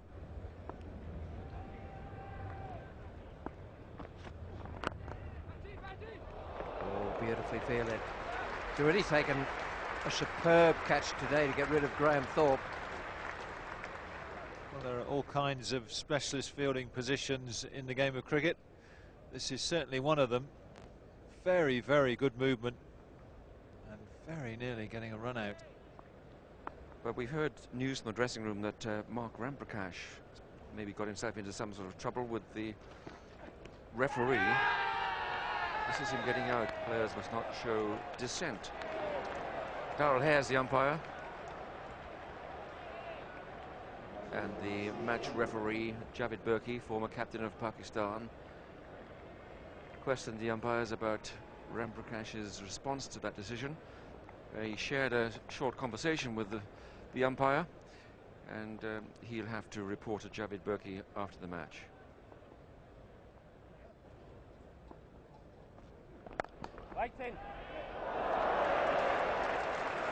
Well, we don't have to explain who it is. It's Jonty Rhodes, but the other important thing to note is how quickly he gets into a throwing position. The stop is by the way. It's how quickly he's there with the ball poised to return and take aim as well. Just look at this. Very good shot of some excellent fielding, and one of the reasons he's doing that is to try and lift the South Africans. They haven't had a wicket for quite some time, and you can see him. He's trying to pump up the team. That's his job. And good fielding like that certainly lifts the bowler.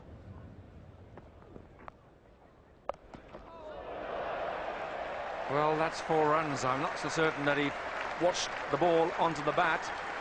Lance Klusener might think himself a wee bit unlucky there. It's almost a periscope and pivot. Yes, that was onto him a lot quicker. In the end, he did well to get there. He bailed out, so to speak, at the end, but it still hit the bat and went for 4. As David Graveney and David Lloyd ponder the position of the side that one selected and one coaches, that is the position.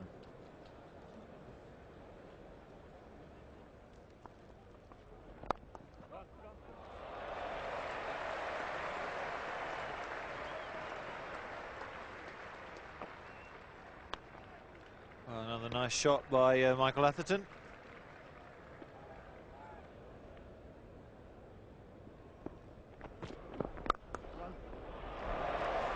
Another slower ball, well picked by Michael Atherton.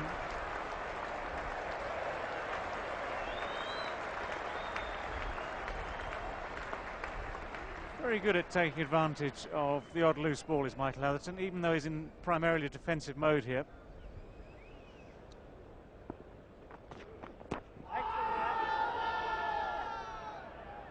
Not far away. Once again, the slope might just have come into play here. I think that's exactly how umpire George Sharp will have looked at that. Going down the hill and probably going further on down the hill. Michael Atherton not very far forward, it has to be said.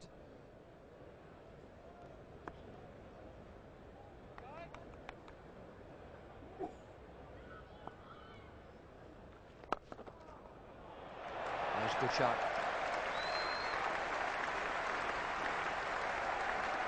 England approaching the century now.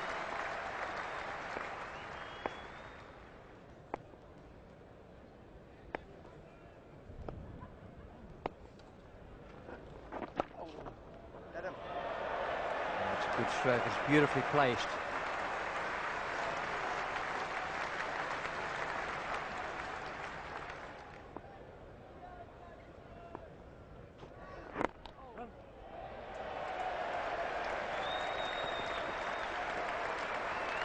That's 100 up for England. They only did marginally better than that in their first attempt with all their batsmen.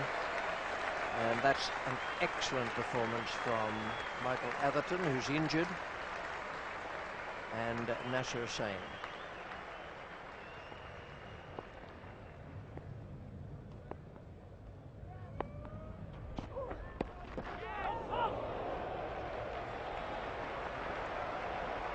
He hasn't quite got that properly, but it's 2 runs and it's Nasser Hussain's 50. Good knock. Difficult when he went out there. He's now had 5 half-centuries and 6 centuries.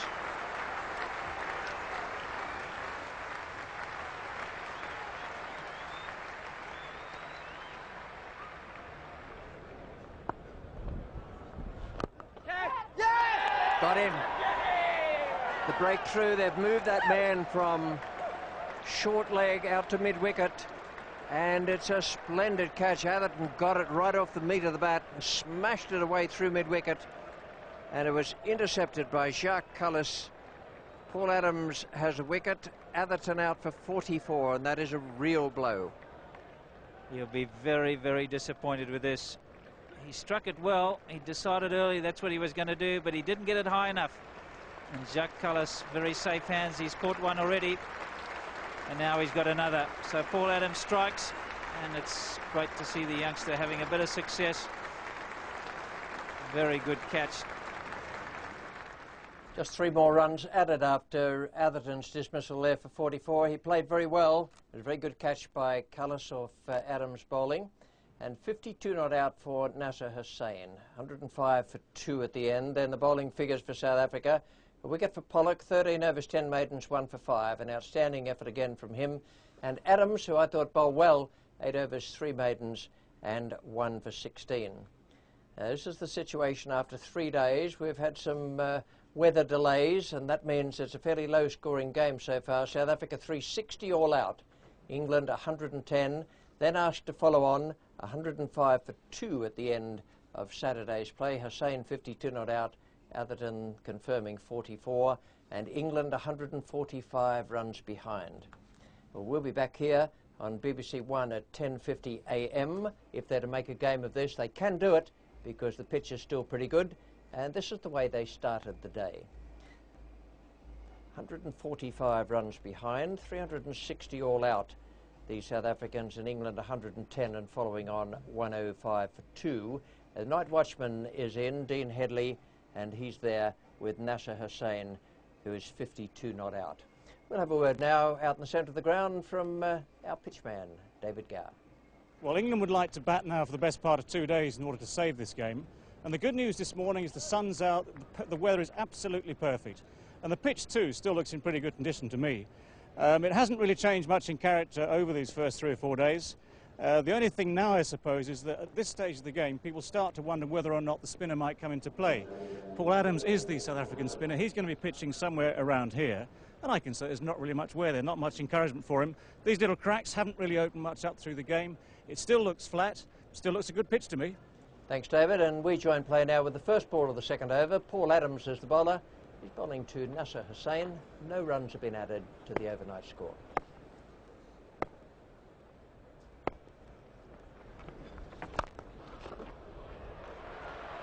It's a nice start. For Nasser Hussain, that is. Didn't quite time it perfectly, but enough to get bat on ball, get him the first run of the day.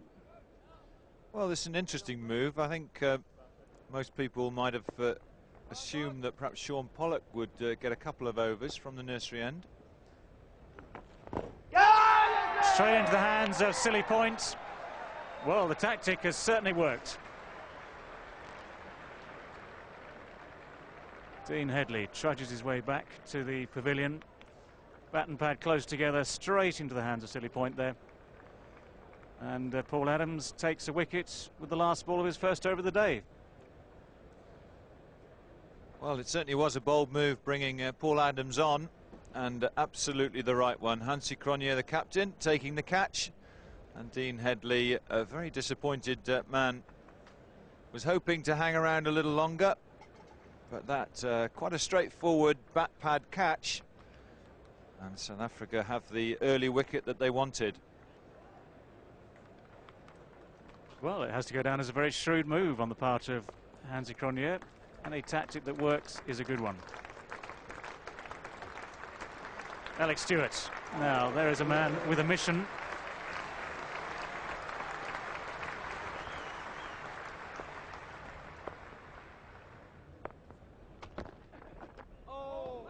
Whoa. Well, that was sharp. 90 miles an hour.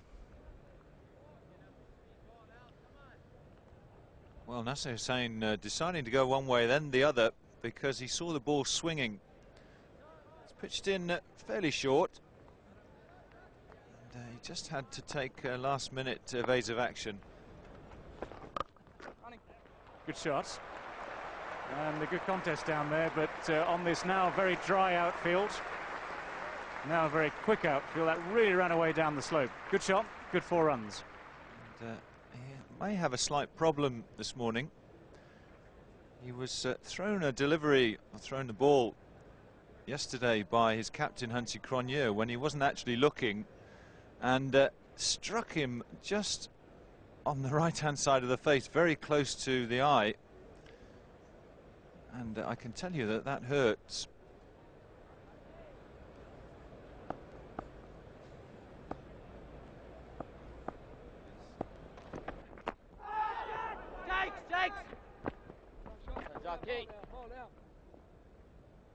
There are all sorts of appeals and shouts at that delivery. It was a nasty delivery to have to face. Ball swinging in late. And there were shouts of catch it and almost a stifled LBW appeal. But, Alex Stewart survives. Now he's got this man at a sort of square leg, deep square leg for Alex Stewart. He's halfway back. It's a slightly indeterminate position. Yep. He's one of the men giving chase as that goes right in the gap between that square leg and the long leg. Alex Stewart off the mark with 2.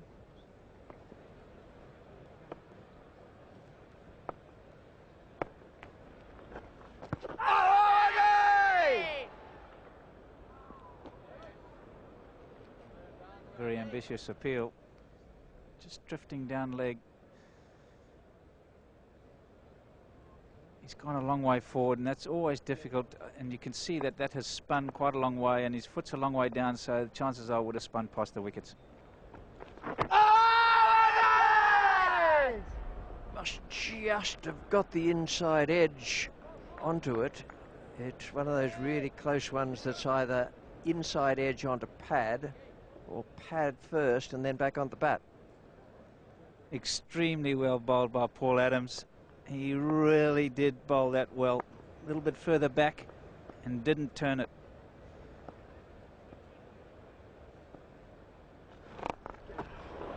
Well, he's got most of it on the bat.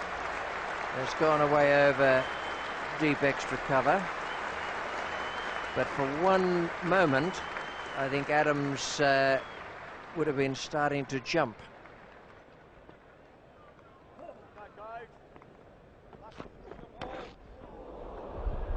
Get 4 for that.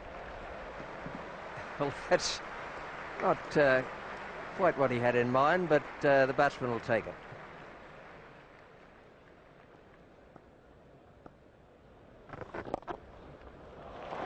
Nice. Now that's a better looking stroke. Beautiful footwork, just got himself in the right position, kept it on the ground all the way out to the mid-wicket boundary.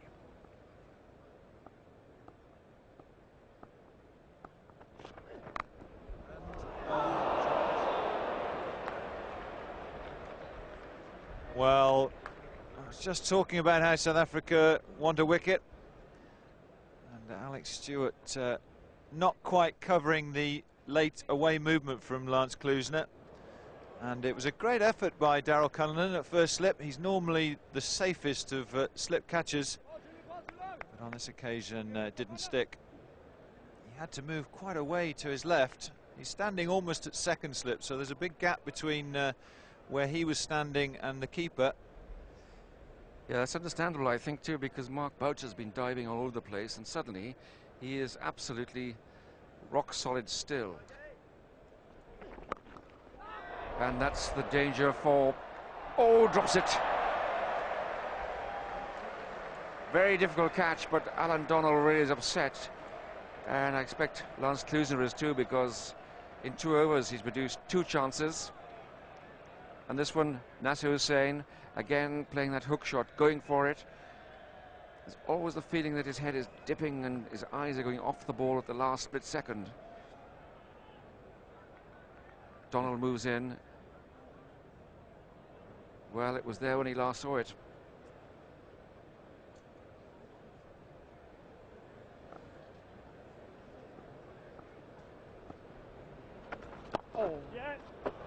That's into a gap.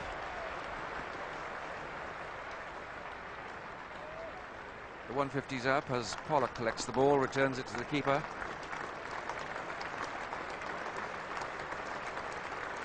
And the captain is playing the captain's innings there. 1,000 test runs at Lord's. Graham Gooch, David Gower, Geoffrey Boycott and Alex Stewart.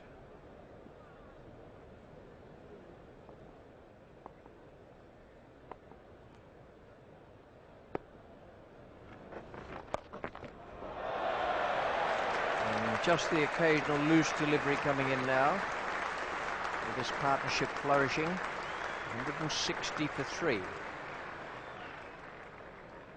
New ball due at 80, and that's it. Yes, and a pretty good move. 25 minutes. Donald and Pollock have a little rest for lunch, and then another spell after lunch.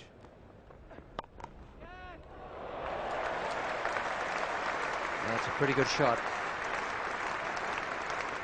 It may not have gone quite where he intended. It was meant to go, I suspect, just forward of point. And again, Donald won't be unhappy. Played it a long way from his body. Just adjusted a bit, and that's gone in the air for quite a considerable way. Not all that wide of gully.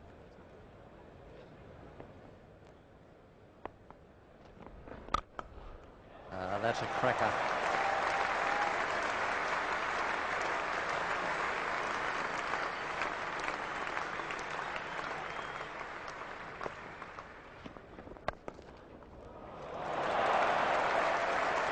Well, he gave himself every chance there. Nasser Hussain, he didn't muck around, wasn't cross to the pitch of it.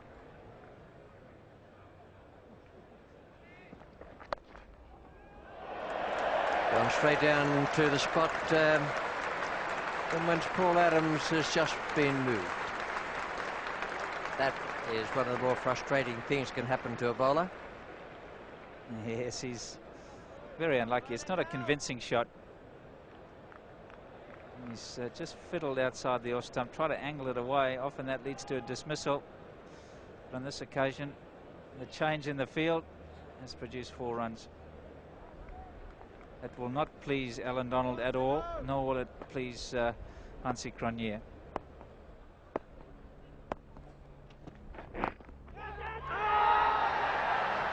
There's nothing coming there from the umpire.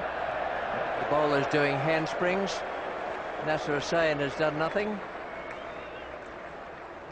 Well, he has done something. He's rubbed his hip. Well, we'll have a close look at this one. Donald is distraught. And that hasn't hit the bat, so maybe a little bit of frustration.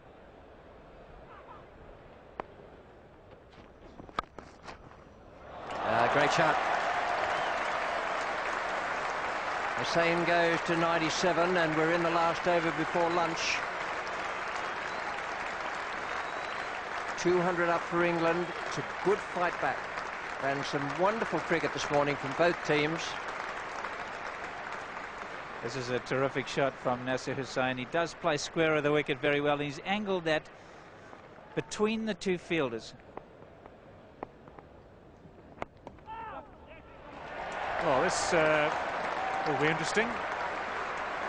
He's got 2, and coming back for the 3rd. Got to hurry now. Well done. Jubilation for Nasser Hussain. Acclamation from the dressing room.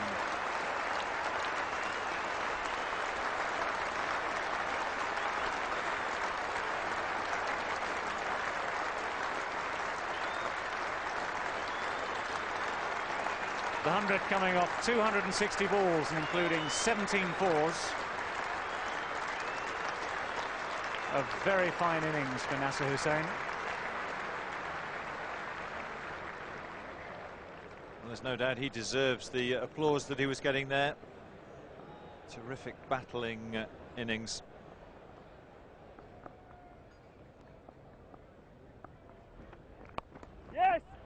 Good shot from Alex Stewart. That's running away down the hill. Sean Pollock coming round and, well, nearly stopped it. 4 runs it is, and following in the wake of Nasser Hussain's 100, the 100 partnership comes up between Hussain and Alex Stewart. Well, 8 runs off this Alan Donald over. England very much in a positive frame of mind. There to play all the shots, and that's an unlucky bit of fielding from Sean Pollock. Yes.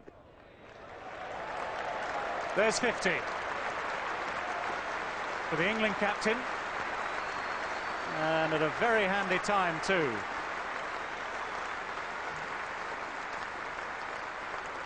So the landmarks coming thick and fast. 100 for Hussain, 100 partnership, now 50 for Alex Stewart. Still plenty to do.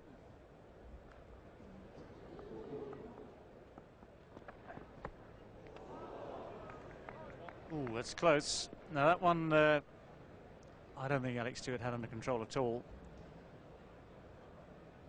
It was straight and high, and beaten a little bit for pace, a little bit for the bounce.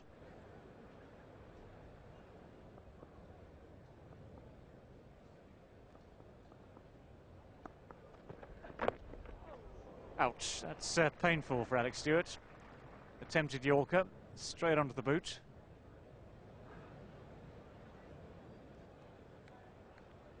Well, this one's swinging in, just probably caught the little toe. And, you can see by his reaction there, it's hurt. Lifting his foot up and... All asking. Keeper slips, bowler asking the question of George Sharp. Don't think he said much. I don't think he needed to be honest. Just a quick nod of the head to say that that one's going down the leg side. Both sides would be well aware that a couple of quick wickets, however they come, could be a run out, could be anything, could be just a stroke of luck. Great catch, like some of the ones we saw yesterday, like that one from Adam Backer at short leg. Not that there's a short leg on at the moment. Something just to change the course of the innings, and then wickets can fall quickly thereafter. That's what the South Africans are hoping now. Paul Adams moving very quickly down there at third man. Good fielder. He's got a good arm on him. He's quick across the ground and gets that ball in almost over the top of the stumps.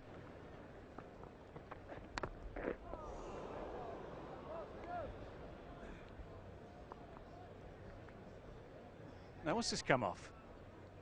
It was short, and again, Alex Stewart looking for the pull shot. That looks like a bottom edge to me.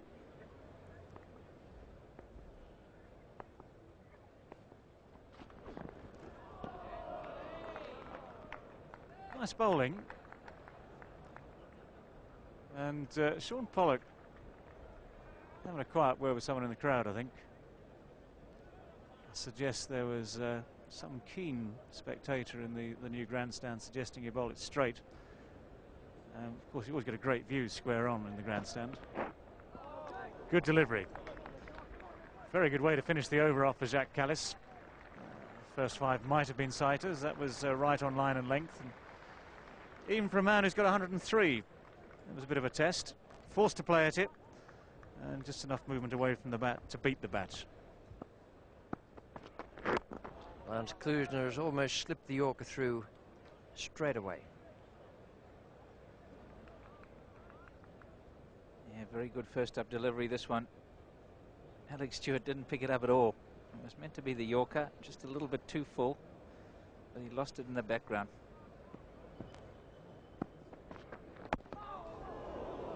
Alex Stewart is trying very hard to get himself organised. Hasn't quite succeeded as yet. Oh, very bottom hand here. Bottom hand dragging the bat across the line of the flight. You really need to keep your top hand going through the ball.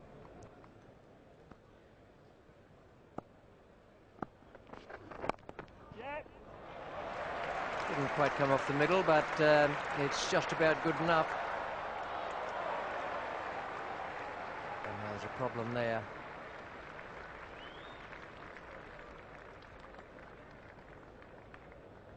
Adam Barker is the fieldsman, and just got a feeling he landed on the point of his shoulder. May have been that landed on the side of his head. Or elbow and shoulder. Well, that's a collarbone job with a question mark against it. Yes, I think the 12th man has been signalled onto the field, and Adam Barker will go for some treatment. I don't think it's too serious, but probably a very good move.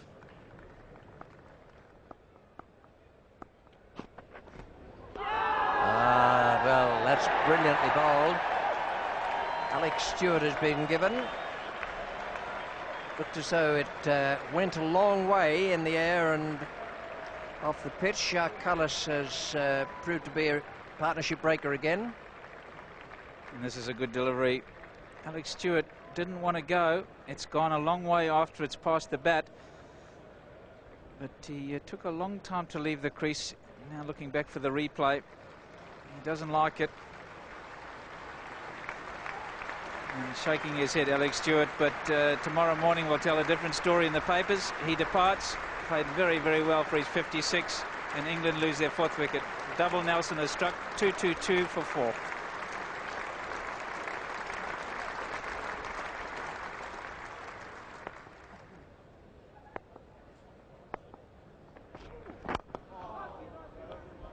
Done him again with the swing. That's very good bowling from Lance Klusener. He really has hit the ball well through the leg side, Nasser Hussain. And again, looking, he gets a long way across, and he likes to work it square of the wicket on the leg side, and he's just had to adjust again.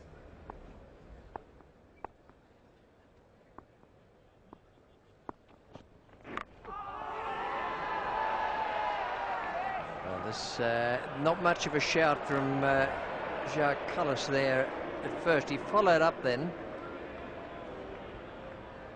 This might have hit the stumps. Wow, I reckon it might hit the stump. Everybody's excited behind there, and that's happened a few times. I don't think it hit Graham Thorpe's bat, but I think it might have hit the stump, the off stump. That's what it's done. It's hit the off stump. Certainly didn't get too close to his bat.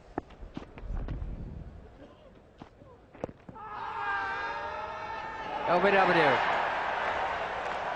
Graham Thorpe's had an eventful time out there in making naught. He's had appeals, balls hit the stump, and now he's out of LBW. Still with zilch against his name.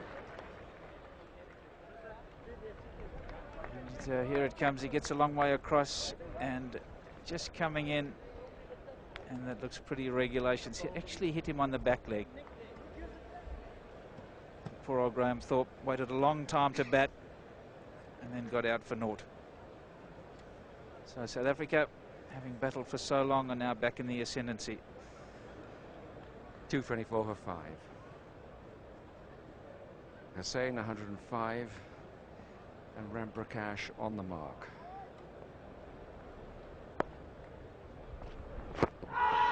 Big shout, and that's out. Klusener does it.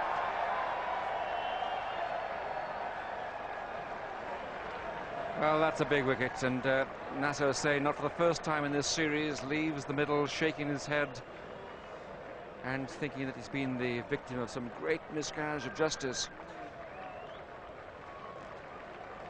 Well, I don't think there's any doubt he got bat on this, but I think it's pad bat. And that's what umpire Darryl Hare will have thought. And if he was convinced that it was pad first, then I'm afraid he had to go, because it was very straight, but it's been a very good innings by Nasser Hussain.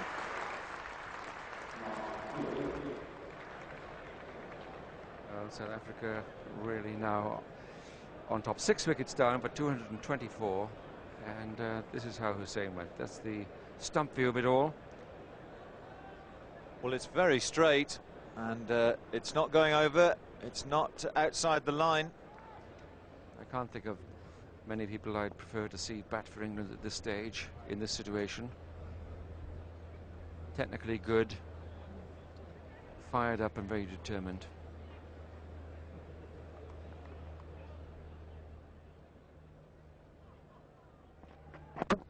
Bowl him!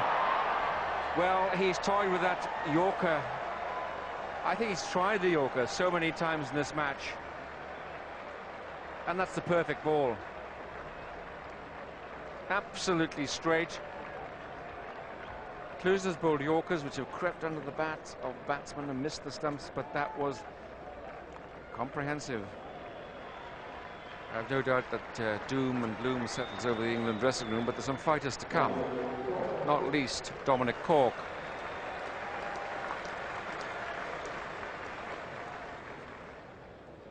And that's Adam Bacher, who is off the field with a shoulder injury. That's a very positive appeal. It's been turned down, but they really are leaping about out there now. South Africa sensing a victory this afternoon.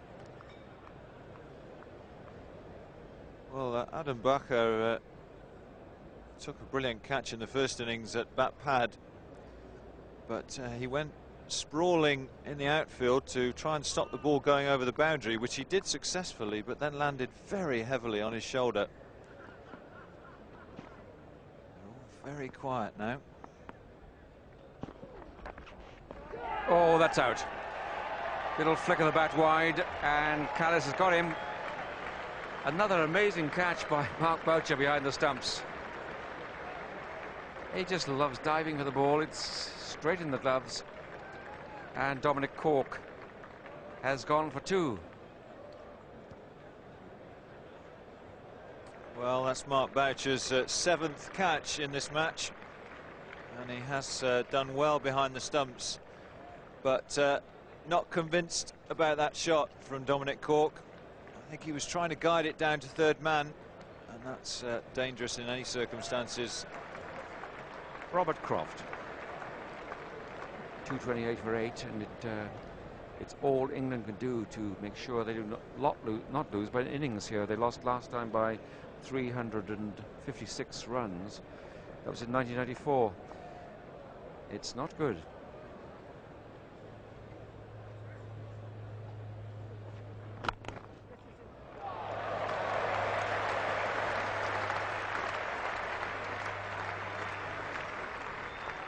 Two there to Mark Elam.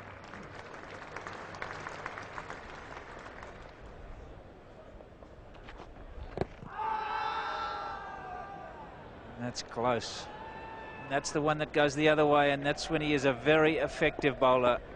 Jacques Kallis, 81 miles an hour that was, and it swung the other way. And this is what he's got to do more often. If he can get it to do that, it's probably just outside the line. Well worth a shot. Probably would have hit the stumps. But Jacques Kallis is a wonderful bowler when he can do that.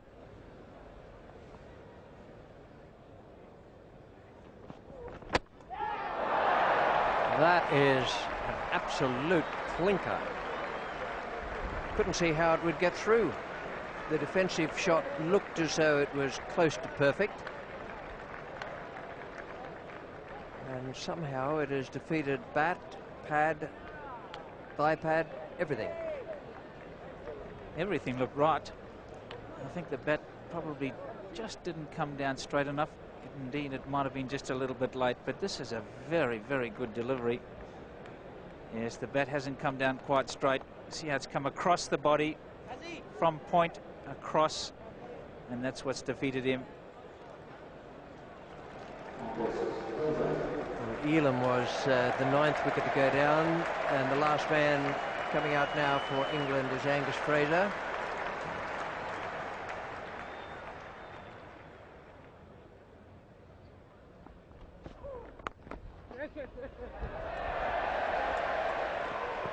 Well, I've seen everything now. Angus Fraser taking a quick single to Jonty Rhodes.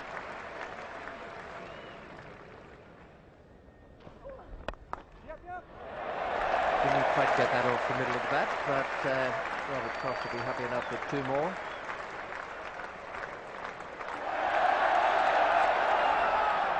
They won't run for the overthrows. The crowd shouting for them to go, but in fact it came off Angus Fraser.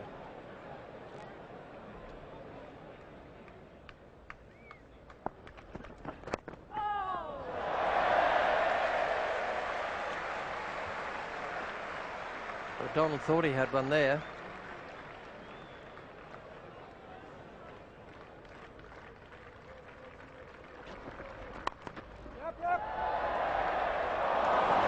Marvellous.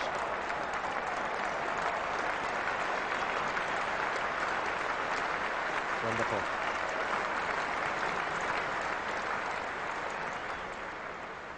Well, you not often see a crowd applauding that much for some fielding, but Jonty Rhodes, he is just something else, a very, very special fielder.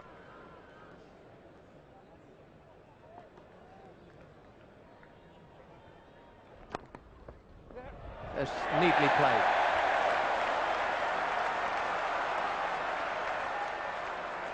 Rhodes the fieldsman, and he was very, very quick.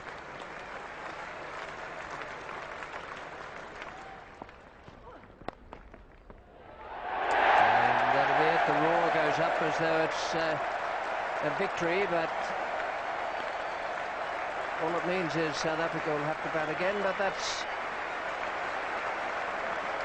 very nice for England supporters, and they're giving Angus Fraser a very, very hearty cheer, and Robert Croft too for that matter.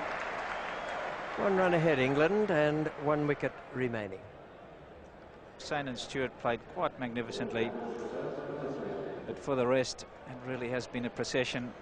A little flurry at the end for Croft and Fraser.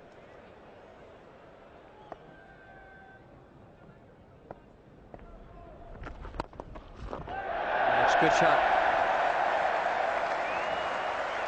Very good shot. Having got themselves into the position of forcing South Africa to bat again. Bit of flight, bit of spin for Paul Adams, and we'll see what happens.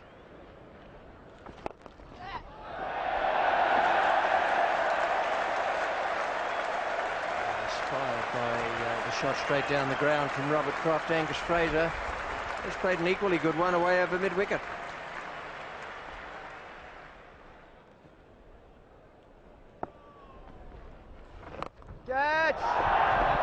That's going to be someone's catch. Caught easily. Last ball of the over. Would have been, and in fact is, the last ball before tea. So they'll take tea now, and then South Africa just have a very tiny job to finish off this match. Angus Fraser hit the other one through mid-wicket. Tried it again. This one actually bounced and spun away from him. Sean Pollock at mid-on's taken a comfortable catch. And very well bowled, Paul Adams. That wrapped up the England innings, and it left South Africa with just 15 to win. They needed only 8 balls to do it, and the winning run was made by Darryl Conlon, who was standing in as opener for the injured Adam Barker. The England scored 264. At one stage there were only 3 double-figure scores plus sundries, and then the last pair, Robert Croft, finished with 16 not out, and Angus Fraser 17. It was a nice partnership, and it made certain that South Africa had to bat again. Now the bowling figures for the South Africans, quite remarkable there that 2 men, Klusener and Cullis, who hadn't figured greatly in the bowling so far in the match, came up with 6 wickets, and it was an awful collapse by the England batsmen. Full marks to Klusener and Cullis. Donald Dunn for 82, there's no justice there, I can assure you. And Pollock 1 for 29, very economical, 27 overs and 16 maidens for him. Klusener 2 for 54, and Cullis 4 for 24. And those remarkable figures produced the extraordinary thing of 5 for 6 in 50 balls and 6 for 11 in 71 balls. That's the way it looked at the end. The South Africans won by 10 wickets. They lead the series 1-0, having made 360 and 15 for no wicket. England 110 and 264. There were some outstanding performances in the South African side, but it was Jonty Rhodes who was named man of the match. At the presentation ceremony, it was the South African captain Hansie Cronje who accepted the cheque for the winning team, and then David Gower, talked with the two captains and the man of the match. Hansi, that was a most convincing victory.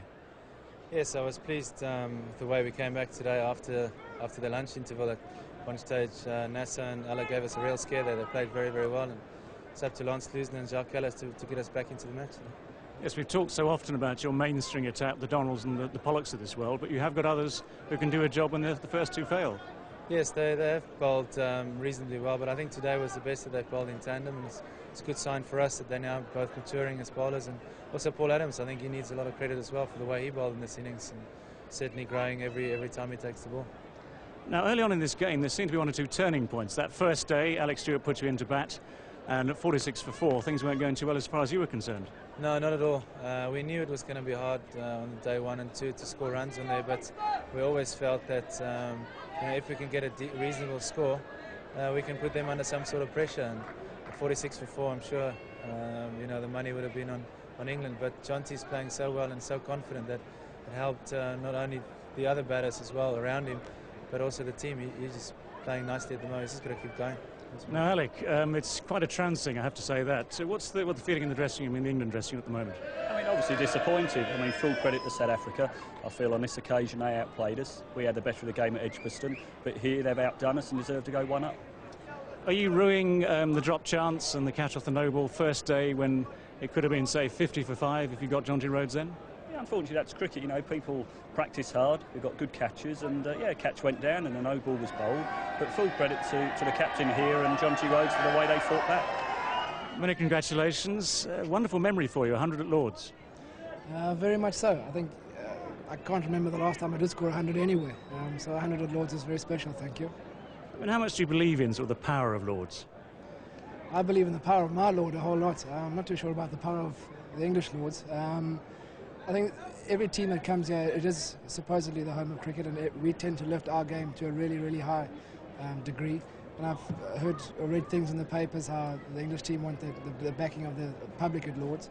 I've got quite a few friends, a lot of South Africans are here today, and they were just remarking yesterday how unbiased the crowd is, just how they appreciate good cricket. And I think that's been the trend when we've been to England. People appreciate good cricket. We were getting applauded for things that happen on the field. So, maybe for us it is a bit easier to raise our game and a bit tougher for the English side. So Lords for us is a very special place.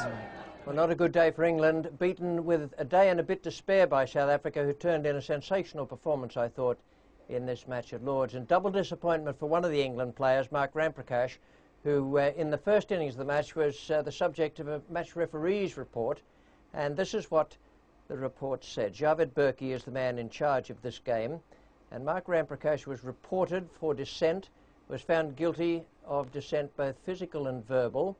And the match referee penalised him with a fine equal to 25% of his match fee and a suspension of 1 test match. The suspension itself suspended for 6 months. So that's not a good day for England, not a good day for the Middlesex and England batsmen.